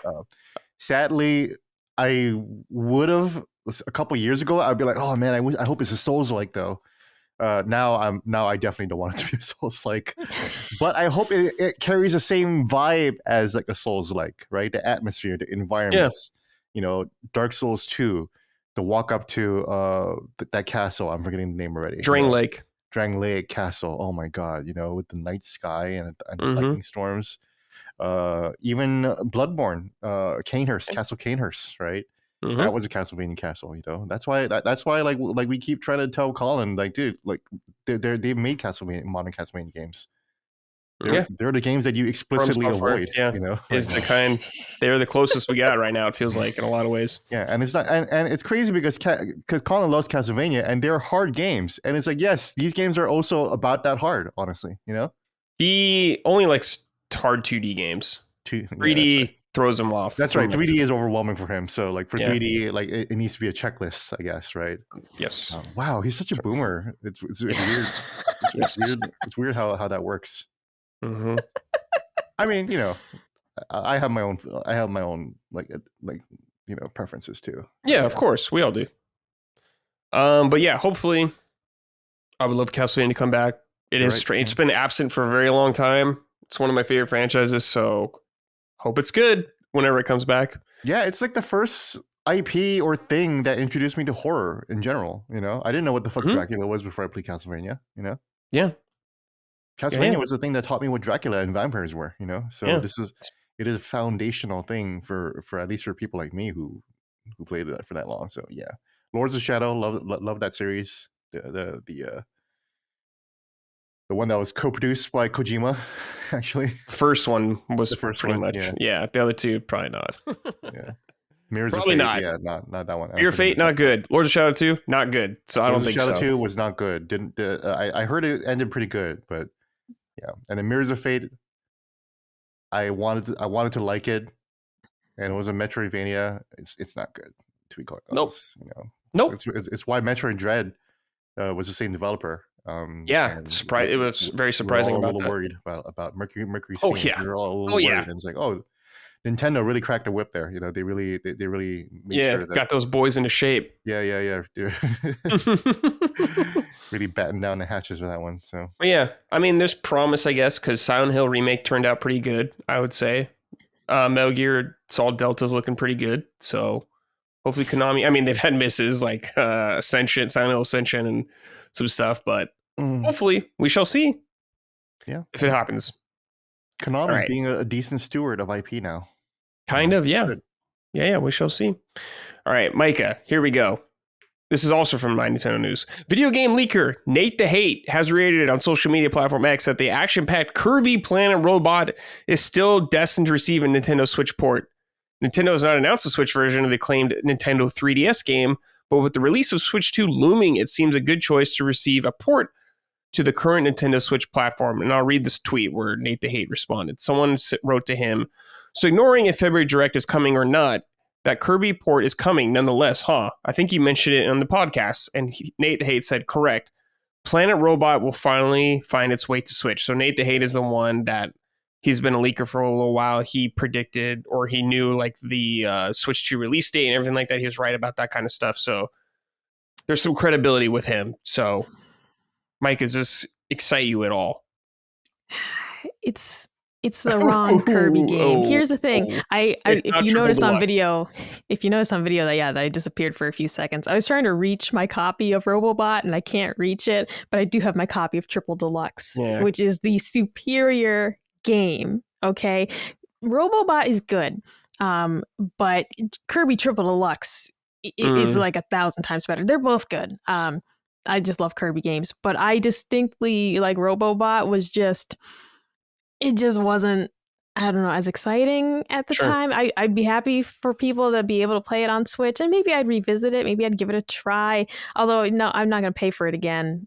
I'd just play the 3DS one alongside you guys. I'll playing it on Switch. But no, Triple Deluxe is like the Kirby 3DS game. So it is. It's disappointing that that's not the one they're bringing over, but maybe in the future. It's good news, though, because I'll always be happy to see 3DS games being brought forward. So if this actually comes true, it's good news, even if it's not the game I would personally choose for them to port. Yeah, kind of agree. I haven't played either of these. I haven't played Triple Deluxe. I haven't played this Robot one. Dude, Triple Deluxe is so fucking good. And I actually, when I played it back in the day, I rented it on GameFly because I couldn't afford it. And I was a broke college kid. I had GameFly. Yeah. Dude, GameFly was the way to play games when you're broke because it was like $20 a month, rent a couple games, and it was awesome. I bought a copy of this semi-recently. You can still get it new on Amazon. It really wasn't that much money because it's the UAE copy, of which I have several of these because they're ESRB, so they play on North American consoles because 3DS is region locked. And so you can get these. This is where I got the Ocarina of Time and Majora's Mask games for a really good price because you can get brand new prints of them. They're just the UAE copies. For some reason, I don't know, maybe 3DS is still really big over there, but you can get those on Amazon for fucking cheap. All right. So getting that, but not getting Wind Waker and Twilight Princess, huh? Okay. I will continue to suffer again. I'm surprised they didn't release that during the holidays, this holiday, because Switch 2 is coming this year, So it's like that would have moved a lot of units. I'm shocked. So I'm a little worried that it might be a double pack for Switch 2. And it's like, we kind of don't. I'm not worried about that. I'm fine with that. I just wanted it to exist, period. Sure. Just exist. Gene, you make a really good point. When we keep talking about this push for them to beat the PlayStation 2's sales numbers, but not releasing something like that, not releasing the Twilight Princess and Wind Waker for Switch, that actually seems like a huge fumble in terms of, look, if you wanted to beat the PS2, that would have sold like crazy. All right. That would have gotten a lot of people to buy this console who hadn't already, I feel. So it's an interesting thing to note, Gene. Probably a couple 100,000, but it would have helped though, it's a push. It's about reviving interest. Like you get those customers on board with this specific title. Of course, now the whole catalog's open to them. But yeah, like that seems like just it would have been huge, of course, to have those on there. Especially as they're trying to beat the PS2. I'm surprised they didn't make the Switch like the ultimate Zelda machine, Yeah. They didn't kind of do that, It's you have the online games, and then you have Breath of the Wild and Tears of the Kingdom and your Hyrule Warriors, and then your Link's Awakening Echoes, but that's about it, though. If they release Wind Waker and Twilight Princess, then I think that would have been a long way. Because fucking Skyward Sword is on it too, Yes. Like what the fuck, Skyward Sword, And so it really is just Wind Waker and Twilight Princess, just mostly missing. And I'm surprised that they didn't make the ultimate Zelda machine. I know. Then, Fuck it I up. already bought a Zelda OLED, but then I would have bought a Zelda OLED just to have Zelda games on a Zelda OLED. That'd be sick, you know? Yeah. Actually, I might just do that. You know, just for Yeah. nostalgia, yeah. Or whatever Zelda games are on it already, you know? But yeah. Yeah. All right. Let's end the show with some closing questions from the listeners. Remember, like I said earlier, if you want to write into the show, post a thread every Sunday in the afternoon Pacific time. So keep an eye out there on our Patreon. All right. This is from Eugene Aka. Hello, Good name, you love. strong name. Yes. Hello, you I lovely always say punch. that to everybody, every Eugene I meet. I'm like, that's a good, strong name, sir. Eugene. Strong name, Eugene. Very strong. Name, Eugene, yes. Hello, you lovely punch drunks. Do you all think it would be smart for Nintendo to include Mario Kart 9 as a pack-in game for the Nintendo Switch 2? Nintendo would lose out on sales of a game with an inherently high attach rate, but if it was included and had some online features, Nintendo could offer in-game purchases such as new carts, new costumes, different paint types, etc. Many would view this game inclusion as generous offer from Nintendo, while potentially allowing for more and more revenue from games similar to the likes of the Rocket League, Fortnite, GTA Online. What do you say? So Eugene, strong name, Nintendo can do both easily. They could easily charge you for this game and charge you for microtransactions, and they'll probably do that. They'll sell you something as well. So I understand where you're coming at, but just think about it. They're going to get their cake and eat it too with Mario Kart. Mario Kart is the number one selling Switch game. Mm-hmm. There's no way they're going to pack this in. There's no way. It'd be cool, but no way. What do you think? Want to pack in Wii Sports with the Wii. Mm-hmm. It was Reggie that had to be like, no, this is gonna do it for this fucking weird ass concept, you know? Yeah. And that was smart. But you're right in that, you know, they already didn't want to do it, you know. But the Wii was a unique circumstance, circumstance, and then Wii U they packed in Mario 3D World, and they had to because nobody was fucking buying that shit, you know. Everyone's. Did the Switch ever have a pack in? Mario Kart always, and I mean later on, Mario Kart and Mario 3D Deluxe would get packed in. That's probably why that probably contributed to a lot of the units sold for 3D. Yeah. 3D There's Deluxe Animal too. Crossing, I think, too, right? Well, did the Animal Crossing Switch come with Animal Crossing? I don't think it came with the. I don't think it fucking came with the Animal Crossing game. I don't think it did. I straight up don't think it did. Yeah. All right. Oh my god. Yeah. Because the Monster Hunter the Switch. Let me Google that right now for Switch. See if it came with it. Yeah. Monster Hunter Rise Switch. Yeah, I don't think Switch version. Yeah, I don't think it came with it, but I don't think it came with it. No, like the Pokemon ones, I don't think come with it either. But the Pokemon ones definitely didn't come with it. Yeah. Yeah. Micah, what do you think? Do you agree with me? Oh, absolutely. They're going to want to get as many people to just buy it as possible. You don't have to sell people on Mario Kart. They're going to buy it, except for me, right? Right. But just thinking of some of these games like Mario Party, and you know, people buy those, like the subset of people who buy every Call of Duty. There's a subset who buy every Mario Party that comes out, right? And buy every Mario Kart and whatever Mario Sports comes out. Like, there's a subset of those users who are just like, yeah, I'll just buy the new one. So no, there's no way they want to lose out on that. Just like you said, they want the money up front and all the microtransactions later. Correction though, the Monster Hunter Rise version console did come with the game. Oh, good. Okay, that's a surprise. And the Amiibo too, which I have. Oh, the Amiibo. Wow. Yeah, I already had the game, so I just have an extra copy of it. Oh, I have okay. 3 copies of Monster Hunter Rise actually. As a result, but yeah, so it could happen, but I don't know if it's going to be for launch, you know. Yeah, because everyone's going to buy a game. Everyone's going to buy Mario Kart. You're just not going to buy a Switch 2, so it might as well be fucking Mario Kart, you know. Yeah. Oh yeah. Get that extra $70 from everybody and make it a DLC season pass microtransaction kind of thing, but have everything on the cart initially, you know. Yeah, but yeah, we shall see though. But yeah, Brad, you're right. Yeah, if they're gonna have it every single way, they'll do it, and they'll win. So, oh yeah, they'll win 100% with Mario Kart. It's No Mario questions. Kart. Yeah. But I like where your head's at. I wonder if nowadays pack-in stuff are going to be more in the line of Astro's Playroom, just kind of small little experimental things like that, maybe. Wii Sports, something to introduce you to Yeah. the machine itself, you know. I could which see something Xbox like doesn't that. have because Xbox has no unique features besides rent our games, you know. Right. Yeah, dude. I mean, back in the days of Kinect, you know, like I've been going down a rabbit hole with used Xbox games, and seeing all the like Kinect games, and I'm just like, I liked the Kinect, but it sucked. It wasn't good. It really didn't work well, It didn't work and well. And you're they have black not too. Remember, tried it was again. racist against black people. Remember?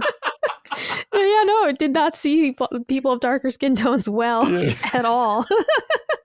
I'm lucky I was light enough that it picked me up perfectly. Yeah. But those games did not Connectimals. White passing for Kinect, dude. You lucked Dude, out. I You was did playing Connectimals, man. I'd never been so angry at a game. It was just broken. And here it is. It's supposed to be the cute, calming, serene game. And I was like livid, like more mad than I'd ever been at a game. So Damn. Connect, rest in peace, but don't come back. Yeah, stay dead, Kinect, all right? Awesome invention. Terrible game device. Yeah.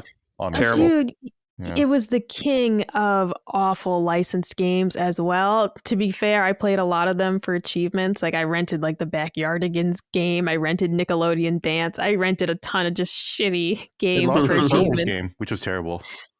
Oh yeah, You know, the like dancing one. The dance one. there oh my was God, wasn't there yeah. like a UFC or like an MMA game Yeah, that that my sounds friend right. had, and it was awful. The Dragon Ball Z game bad. Like there's just it Oh sucked. yeah, the Dragon Kinect Ball Z sucked. game was so bad. That's right. Yeah, I always wanted to try the Fable game on there, but I'm sure it's terrible as well.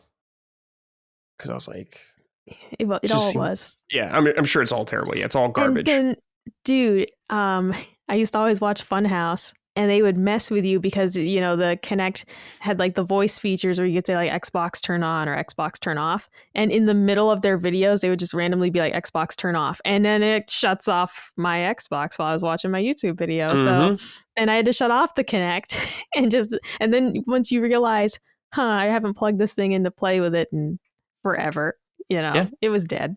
Yeah, a waste of money. Okay, this is from Roku. Hey Punchers, in the future, moving forward, how would you feel if we started seeing more games target the Switch 2 as the lead platform to develop on? To be clear, not all games. It would likely force developers to lower the scope of graphical fidelity, but also force them to learn the tricks to optimize their games to run on weaker hardware, or the weak hardware. This could potentially make games cheaper to make. For example, the latest Prince of Persia was developed with the Switch as the target, and it runs at 1080p 60 FPS, while the PS5 port runs at 4K and up to 120 FPS. We get solid performance for the Switch, while different platforms can benefit from the optimization, even platforms like the Steam Deck. To be clear, some games do benefit from not being held back from weaker hardware and focusing on fidelity, such as Alan Wake 2. Ultimately, I find there is something deeply broken about how we're generations past the PS3/Xbox 360, and it is still a gamble to see if we can even get a stable 60 FPS console port. Maybe I'm jumping to the gun here, since we don't know how powerful the Switch 2 is. I would like to hear you guys or how you guys feel about this, because I feel like I am missing a lot in regards to this larger conversation around where gaming is right now, especially in AAA. All right, so should more developers focus on making Switch 2 the lead platform for reasons like Roku wrote here? I have a reaction to what he said at the end about, you know, how we're several generations where it's 2025 and a lot of games still struggle to have 60 FPS. You know why that is? Because the games that are struggling to be at 60 FPS are very, very high resolution and expensive and high budget to make. Games like Black Myth Wukong, or even like Hellblade, or even Avowed, which is running on goddamn Unreal Engine 5, you know. That was touch and go on whether they could hit 60 FPS. You know what hit 60 FPS? No problem. Old games, no problem. You know, so it's an interesting push and pull right now that the industry is at right now, where it's like, you know, Sony itself has grown this audience who only cares about fidelity and nose hairs and hair follicles and how water looks and everything like that. To the point where, okay, now we have to make a whole bunch of TV shows and movies to make up money to make any of these fucking IP profitable, because these games are one-shot sales that would sell 20 million copies, and that's a lot of money. But is that enough to keep a company going? No, that's enough to keep a company going for like maybe 2-3 more years. What do you do in between that 3 years? You remake The Last of Us. You remake The Last of Us Part 2. You make an HBO show at the same time, because these games are just too expensive. So I don't know if the Switch 2 is going to usher in this new era of, okay, let's hold back a generation real quick. Maybe the PS4 generation, we weren't quite done. We're clearly not done with the PS4 generation. Obviously, we're not. And a lot of people just aren't saying that right now. We're just not really in the PS5 generation right now. We're just not. Most of the games can run on PS4. Final Fantasy VII Rebirth can run on my Steam Deck. Mm-hmm. They could easily make a PS4 version. Not easily. I don't want to say that's another thing. They can make a PS4 version of Rebirth right now. There's nothing about Rebirth or any of these PS5 games that require so much horsepower, like a 4090 or a 5090, other than performance, right? Spider-Man 2 doesn't have indestructible environments. They had to hold that back because that probably ruined performance too. So there is an interesting push and pull on where we do it technology. I want to push back and saying that it would be cheaper to make it on Switch 2, because if they're porting to Switch 2 and the Xbox and the PS5 and PC, that's not cheap at all. That's really expensive. Mm-hmm. You have to have all those teams doing it. That's why Rebirth didn't come out on PC to begin with. Maybe what it should have. It was better and cheaper for them to work on one version first. As opposed to doing it all at the same time and then just laying off a bunch of people right afterwards. Mm-hmm. So I don't know. The write-in does point to a unique situation that we haven't really been in, where it's like, what if the weakest console is actually now the most popular one? Yeah. And it kind of has always been, but then you can kind of ignore the Switch and just be by itself and hopefully sell enough on PS5 and PC. But making the games on PS5 itself is not enough. You got you got to sell on PC. Because these games are too expensive and they're just not being managed well. Right. What do you think, Mike? That's what I got to say. Yeah. Oh, sorry, I was muted. Yeah, I agree a lot with Gene, because I do definitely see, as we all do, people who have moved to the space of, you want every game to be hyper realistic. You want every game to look like your TV is just a portal to like a true world that you're experiencing. And for me personally, I prefer simpler looking games. I love pixel art. I love like Octopath Traveler and when you're 1 and 2, gorgeous, warm pixel art, like just beautifully designed. And all 60 FPS, right? Right, and something that ran. Splatoon 3 is in 60 FPS, and that's an online multiplayer shooter, right? Exactly, and they were able to, like Octopath Traveler 2, for example, ran beautifully on Switch, had some upgrades on PlayStation that we noted with like the map had like much prettier graphics and things like that. They had this like sparkly overlay that we didn't get on Switch, and so I can't really speak to whether or not I think they should be designing games with Switch 2 as the focus. However, I just agree that gaming, as a whole, I just prefer the more stylized, looking games. Playing Borderlands 3, for example, and it's like, this game still looks good. Why? Because cell shading ages so well. Mm-hmm. Colin playing Borderlands 1 recently, it still looks pretty good because cell shading just doesn't really go out of style, and it just still looks Borderlands great. 1, man. Colin and I are basically in the same bag right now. We just want to play our old games right now, man.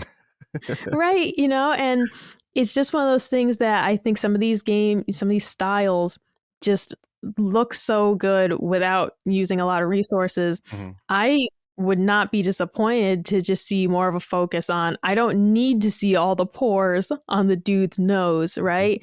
Like, there are some beautiful games out there, but I don't need to see Joel and Ellie's nose hairs. I don't, I just don't need anything to look that real.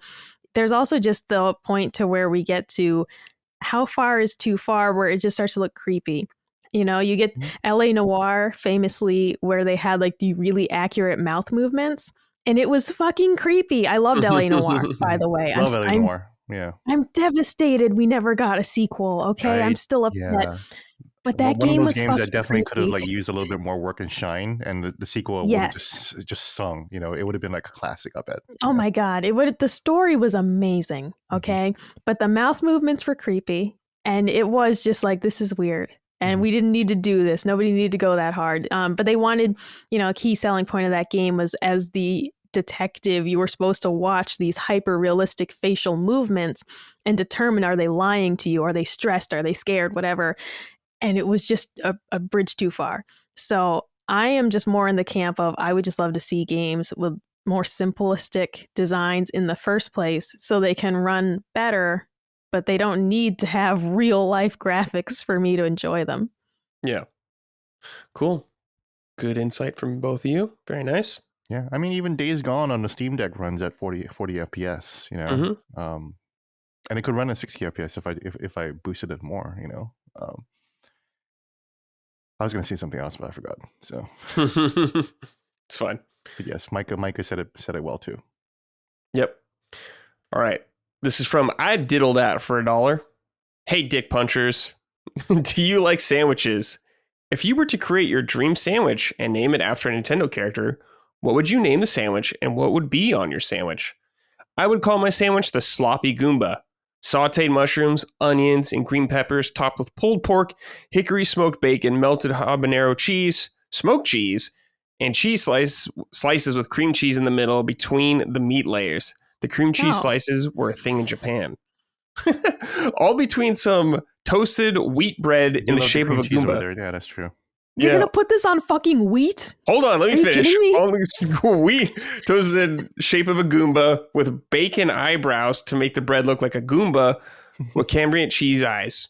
We need some spicy barbecue sauce so when I bite into it, the Goomba bleeds. All right, Micah, go off. Dude, you're putting all that on fucking wheat bread? I love wheat. I love wheat bread, but you're telling me you're listing off all the, first of all, way too much cheese. What the fuck is all that cheese? The cheese fanatic. But you're putting it on wheat? Like, are you out of your mind? All of that on wheat? It's going to overpower the sandwich. It's too much. It is simply too much. It insists upon itself. All right? Yeah. It's horrible. Yeah. All right. What sandwich are you making, though, Micah? If you're making a Nintendo-themed sandwich. It's not going to be Nintendo themed. This is going to be my favorite sandwich and named after a character. My favorite sandwich being the Subway melt, no cheese. So ham, turkey, lettuce, bacon, green peppers, onion. On Italian, I'll call it the Kirby Triple Deluxe. Okay, I like that. Hey, that's good. That's a damn good name. Wow. My favorite sandwich. What do you think, Gene? What do you want to make? What sandwich? I don't know. Kirby Triple Deluxe is hard to beat. That's really the. That's really. I'm so like not unimaginative or interesting right now. My brain. That's okay. Literally, the only thing I can think of is like, oh, just put a bunch of salami on it and just call it the peach vagina and fucking call it a day. You know? That's where my brain is at. So perfect. You know. Mike is out here being clever with the brand synergy, and I'm just like, peach vagina. Yeah. You know, yeah, I'll tell you what. Just make it wet and juicy. And that's it, you know? So when you squeeze a sandwich, it just squirts out. Yeah. You know, a little bit of sauce. I'm actually really hungry for a good sandwich right now. That's funny, dude. Micah, I'll make a sandwich with circular hot dog, like the round hot dogs. Yeah. And we'll call it like Wario's cheeks or something like that. There you go. You gotta bite into Wario's cheeks right there. Good shit. You won't be sorry. They're very good. You just got to move past the mental block of biting into a really thick hot dog. Because it is weird. It's weird because it's like, it's like, it's a real big bite. It's not, your brain's like, not does it expecting have the pop or anything like that as well? No, they're not like natural casing. I love like a nice snappy hot dog, right? These are not natural casing dogs. And also, okay, it's a round hot dog, but it's sliced like, think of like a chub of bologna, So the skin is only around the outer edge, and then the top and bottom of the hot dog patty are like the middle of the hot dog exposed, right? It's Mhm. not covered in hot dog skin. So that's part of it. Yeah, I'm So looking weird. at the menu for the Mario Cafe or at a Super Nintendo World, and the names aren't that interesting. It's just a No. Mario burger, and it's red with tomato, and then there's a Luigi burger that has avocado on it, just green, and then there's Fire Flower spaghettis, meatballs, Chef Toad short rib special, Mario mini burger. Very unimaginative. Like Kirby Triple Deluxe is like way better, you know. Yeah. Dude, yeah, they aren't using their own like IP. They aren't using their own they're like just calling it copyrighted to the terms. character, and then you know, Superstar chicken salad, Piranha Plant Caprice, Toadstool cheesy garlic knots. Like that doesn't. Well, I guess Toadstool. You know, if they're in the shape of mushrooms, you know, the garlic knots, Mhm. right? That would make more sense though to be like these are Luigi's garlic knots because he's Italian. Like, come on, people! Like, you gotta think about these things. You know, I could but the revamp Luigi their whole burger menu. is pesto grilled chicken, so you have pesto, so it's more green too. So it's Yeah. very like color coded as opposed to like taste and culture. You know. Mhm. I was gonna what eat is- there, but the line was very long. So I passed you on went there? it. Yeah, I went to the one in LA, Mm. the Universal Studios there. But the line was very long, and I was like, I'm not waiting an hour. I got the drink though. It was like an ice cream float, almost like that. I had the Luigi Ooh. one. It was like sour apple, and I got sick of it real quick. I was like, that's enough of that. Dude, yeah, if the food is all just color coded, it's like here's Daisy's chicken tikka masala, you know, and it's like this has nothing to do Yeah. with Daisy at all, but it's orange. Here we go. Yeah. Daisy's cheeks, dude. Gene would be all over that. No, Pauline's No? cheeks actually. Pauline's cheeks? Yeah, I'm a huge fan of Mayor Pauline for sure. Okay. Yeah, I mean Daisy's Daisy, of course. But Daisy's she's Luigi's Daisy. girl. I don't. You know, Luigi's my boy. I'm not gonna do him like that. You know. Oh, you're just talking about what, Peach's pussy or something like that for your sandwich? Vagina. Yeah, that's it. They actually have a Princess Peach cupcake at the Super Nintendo World, so there's that. But, yeah, that's just how my I'm so tired right now. It is. Yeah, well, at the Donkey Kong land in Japan, they have like Donkey Kong's dong hot dog or whatever, so you can get that there. There you go. See, they're getting it. They get it over in Japan. You know. I would call it Donkey Kong's dong 100% if I could. That'd be so good. Donkey dong or something. DK's Donkey wiener. Dong. Yeah, Donkey Dong, DK's chili dong. wiener. You know. Chili dog. Chili dong. Right? All right. Funny Let's because see. we actually call penis chili in Guam. Like Really? What? it's it's our little term for it. I don't know if they still say that, but back when I was growing up, back when I was getting porn from the guy at the library, you know. Yeah. When you're on your own Yakuza side missions. Yeah. Okay. Let's see here. This is from Tyler Valdabrini. Hey, punching auditeurs. Nintendo's games are commonly considered to be more like toys than most modern games, emphasizing fun and entertainment above some sort of artistic message on the world. So I ask, what is Nintendo's most artistic video game? One that goes beyond fun to connect with you deeply on an emotional level, like Red Dead 2, Eco, Journey, etc. Thanks for another amazing podcast and keep punching that up. Most artistic Nintendo game. It's a fun question. I get what you're saying. Like I think all games are artistic, of course, but Nintendo games don't usually start. They're not even like Kendrick Lamar. Nintendo isn't going to show up and drop a bunch of subliminal messages at the Super Bowl or anything like that, right? I think the answer off the top of my head is Majora's Mask. Okay. Yeah, there's some deep quests in there and events. Yeah. Yeah, I think overall it just shows, it just questions the value, the true value of heroism. How you can't really save everyone, no matter how hard you try. Especially since so much of the game it revolves around literally saving everyone. Like you're trying to solve. When you get all the masks, you did so because you relived those 3 days over and over again to try to make every single person in this world happy. You know, and then when you beat the game, you know, spoilers, I guess, but you know, I won't go too much in spoilers. But when you beat the game, turns out you actually couldn't save everyone. You know, and that really struck me at a pretty fundamental level when I was playing that at a young age. And and of course, the Majora's Mask was very heavily influenced by Twin Peaks. It was kind of the sequel to Link's Awakening, just being a lot more surreal and everything. So yeah, I think that's definitely my top answer. If I think about anything more, then probably. But yeah, you're right that Nintendo doesn't really care too much about connecting to reaching out to the player, besides like making them, besides entertaining them or making sure that they have fun. Right. Yeah, they're not trying to tell you revenge is bad or something like that. Yeah, they're not trying to tell you about about the different class systems or why capitalism is bad.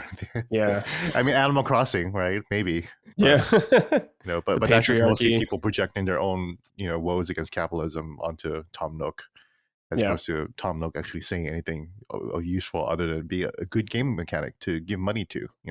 Yeah, I can't wait for someone to write in next week. Be like, actually, in Star Fox Guard Break, there's a whole thing about society and the different classes. I mean, Splatoon 3 also has like a very environmental message. Oh, sure. Splatoon 3 kind of gets close to Splatoon and Kirby specifically are probably the other two IP that signal more towards like Nier Automata than Mario, in terms of like the fate of the world and our connection with our environments, I think that's about it though. Yeah, actually in Donkey Kong Tropical Freeze though, when Funky does this. Yeah. It's like a metaphor for Walmart coming into and taking over small towns like the Penguins do. Yeah, what's that meme of Jacob Geller's essay, The Infinite Sadness of Super Mario Galaxy? Yes. Yeah, I mean, shout out to Jacob. He's very talented, but it is very emblematic of like how up people's ass like certain videos essays can be. Yeah, infinite sadness is just a funny thing to say. Is that what it's called? Infinite sadness. that's a good like Japanese role playing game name. Yeah, or fucking Smashing Pumpkins album. That's what it is. Right. Yeah. Okay. Infinite sadness. Micah, can you think of any quiet sadness of Super Mario Galaxy? Sorry, quiet sadness. Can you think of any by Billy Corgan? Any artistic Nintendo video games along those lines? That's the thing. I mean, less so about having a message. I mean, Xenoblade Chronicles 1 and 2 both have some really sad, really dark moments. Yeah. So just thinking in terms of, because I'm going to take the question. Thank you, Micah. Xenoblade Chronicles. Yeah, they're Nintendo games now. So yes, Xenoblade Chronicles absolutely way over Majora's Mask at this point. Just because in terms of the idea that all their games are fun, bubbly, cute. Xenoblade Chronicles 1 rips my heart out. Like in the intro of that game, it is fucking sad. Mm-hmm. And it's like you barely know these characters and they have you fucking upset. Mm-hmm. And Xenoblade Chronicles 2, same deal of like, it starts off very sad.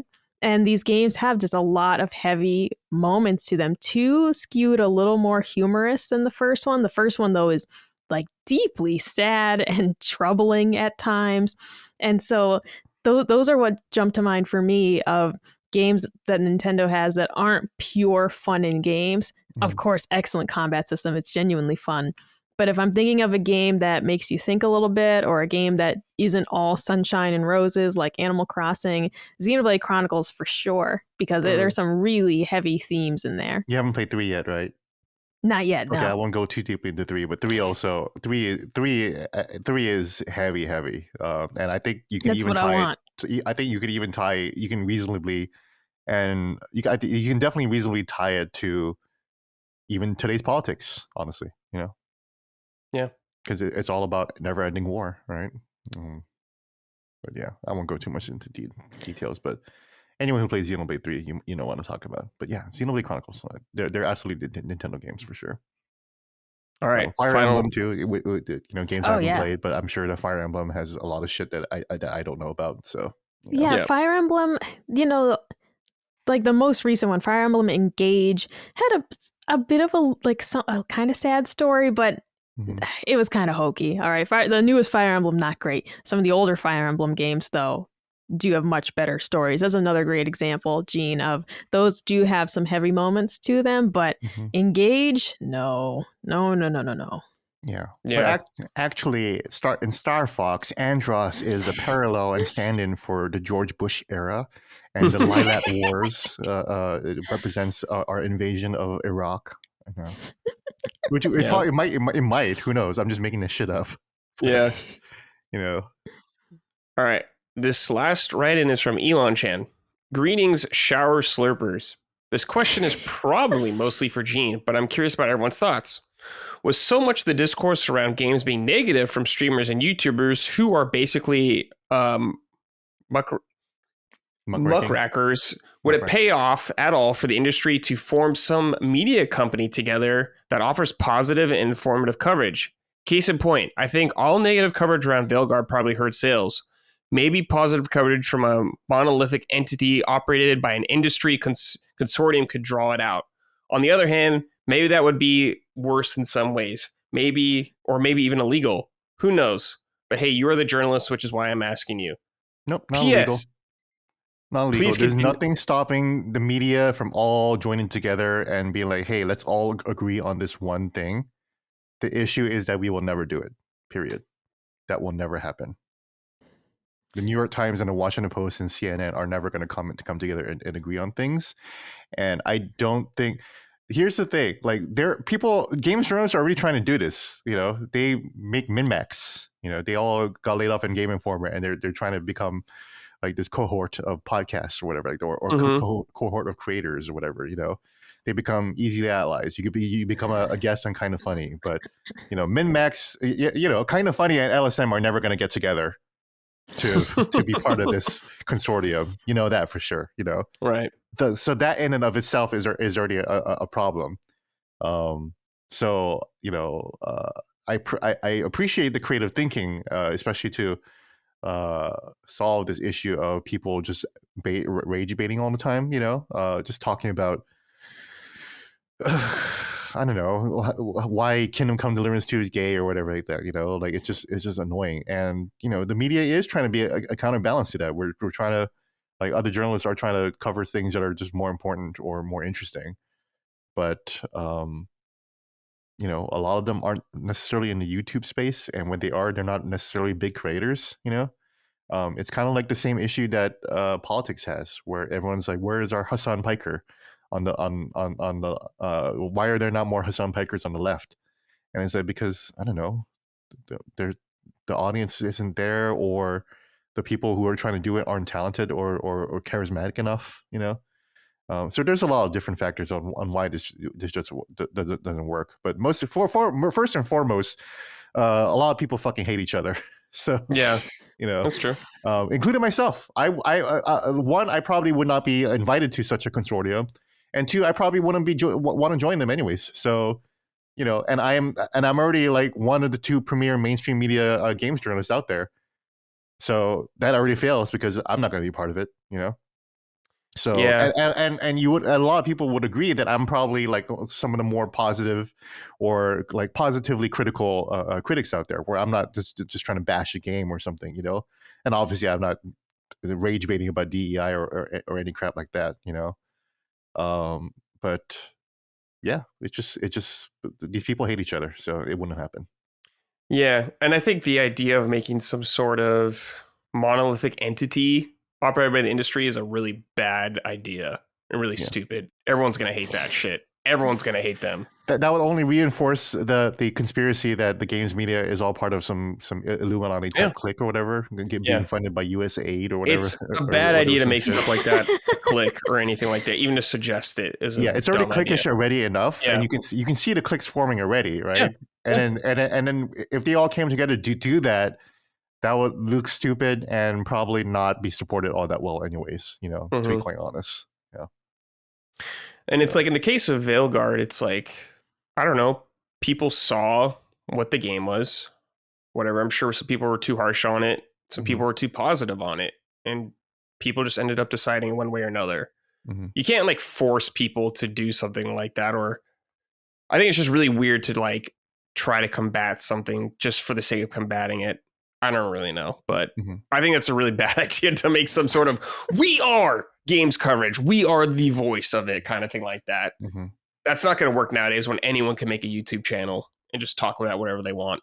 Absolutely. I mean, like, like even here, right in this channel, like, can you imagine Easy Allies and LSM getting together Yeah, no. already? Already, No, not even we know kind of that funny won't and work LSM, already. but Easy Allies and LSM coming together. No, that's not No. going to happen already too. No. You know, so it's already unrealistic. It's already not happening. You know, Yeah. If it could happen, it probably would have by now. You know, which is why, like, even in the media space, and you asked me for my media expertise, you know, every newspaper back in the 90s could have said, hey, you know what, let's all start charging and let's put up a paywall for subscriptions. And a bunch of newspapers were like, no, fuck you, we're just going to put up a bunch of stories for free on the website because whatever, you know, it's the internet, right? We don't understand the internet and we don't know how to fucking make money on the internet. But it just makes sense to put our stories on the website and advertise it, right?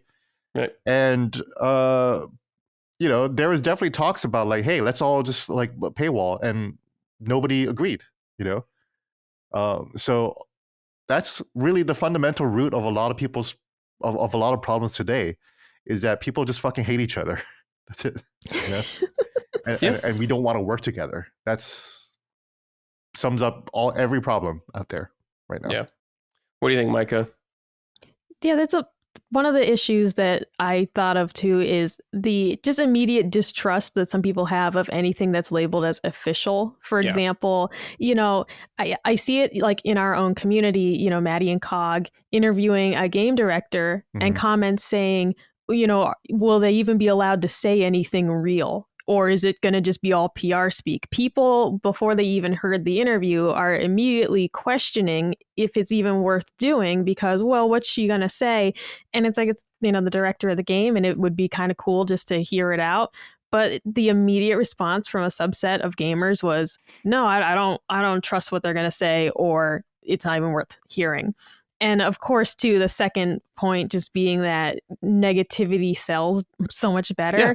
When I had my own YouTube channel, I only talked about games that I liked. I made it a point to not negatively talk about a game, not in a way that I was lying. I strictly just only made videos about games I enjoyed. I didn't want to do videos bashing games. I'd only cover in quotes. I'd only talk about a game that I didn't like if it was like I unboxed it previously and then I was like, this game sucks. And even then I would not ever be that harsh about it. I would say like I don't recommend it and list why. And that's why my YouTube channel didn't do very well, because a hive of positivity surrounding the space wasn't popular. And people wanted to see, you know, the negativity and all that stuff that sells. So I also just feel like the two facets of A, people not trusting anything that's labeled official, B, people being so wary of false positivity or just not even wanting it in the first place, because it is kind of more fun to watch somebody be angry than to watch somebody smile and talk about how great something is. So those are just kind of problems that I don't think we're going to fix, because that's just human behavior at this point. Yeah. I think it's really cool nowadays that you can get so many voices in one place. It comes with bad things, of course, but just being able to get a bunch of different perspectives is awesome. And especially immediately nowadays, like if you're curious about a game, you could find something pretty much on and get an opinion on it. So it's really cool from that sense. Yeah, because too, sometimes the unofficial coverage is so much better. An example that I mentioned recently in the Discord was that when Zoo Tycoon came out on Xbox, it was like the Xbox 360, Xbox One, you know, whatever. And the reviewer from IGN had said the game had too many menus and they docked it for that. And it's a fucking tycoon game. It's all menus. That's the game. And I remember just being like, this person, they chose a person who doesn't love these games to review it. Now, on the one hand, is it fair to give it to someone who like adores the series? Maybe they'll be a little biased. But the point being, that's what the game is. It's like saying Civ, you know, you Civ 7, too many menus. It's like the whole game is menus. Right. That's the game. And like, that's where some of the distrust from like official, you know, sites comes in, is that, dude, you're just it feels like you're assigning these games willy-nilly to people who it's like, yeah, I've played a game before. I'm qualified to judge this. It's like, you're not. because you don't know what this game is or what it's supposed to be, and then your score of it is bullshit. So that's another facet of it, of like review scores not being very important anymore, because it's like you look up this person, it's like, oh, this guy gave this game a 3 and he fucking hates this genre and doesn't play them. Well, like I don't want to hear that guy's opinion. I want to go on YouTube and go watch the guy who really likes the games, and he'll tell me if it's actually good or not based on the series, you know? Right. God hand, Gene. Perfect example of that from what I hear. All right. That's it. We're done. Another episode in the books. Micah, Gene, thank you for joining me. As always, appreciate it. Everybody, thank you for watching and listening. We greatly appreciate it. Leave us a nice rating on whatever you guys use, whatever podcast service. Help us grow. We appreciate that. Before we go, though, any final thoughts from either of you, or you want to get out of here? Let's get out of here. Got more Avowed to play. Yeah. But, check out Defining Duke this week. I'll be a guest in the realm of the Dukes. Been a minute. I've been talking to Micah. I'm like, man, it's been like months since I've spoken to Cog. So it's like I'm really excited to talk to Cog about video games for once, you know. And just kind of get things off our chests about Avowed finally. Oh. Yeah, very cool. All right. Anything, Micah? No, let's get Gene out of here. He's got to get to work tonight. Yeah. That's one of the games to play. It sucks. That's right. Brew a pot of coffee, Gene. How do you become a games journalist? Don't. It's not fun. And also, you can't anymore, anyways. So, like Colin had that question about, like, you know, how do we become part of games media? It's like you kind of don't actually. You don't. Just make your own YouTube channel. Yeah. Do what you can. And even that's hard because everyone's doing it. And don't make it about positivity. Don't make your YouTube channel about friendship and positivity and enjoying gaming. Make it completely the opposite of that. Mm-hmm. Oh, Brad's muted. Still muted. Thank you, everybody. We're getting the hell out of here. I was typing up the description to Dustin. We're out of here. Goodbye, everybody. So long. Adios. Punching Up, a Nintendo podcast, is a product of Last Stand Media and Colin's Last Stand LLC and is proudly recorded in the USA. The show is written and hosted by me, Bradley Ellis. My co-hosts are Gene Park and Micah Moriarty. The show is edited and produced by Dustin Furman. All of Last Stand's theme music is by Ramon Narvaez. Punching Up, along with the rest of Last Stand's media shows, are fan-funded on Patreon at patreon.com/laststandmedia. The following names are at the producer level on Patreon, our highest tier, and we're grateful for your kind contributions and generosity to our independent endeavor. Thank you.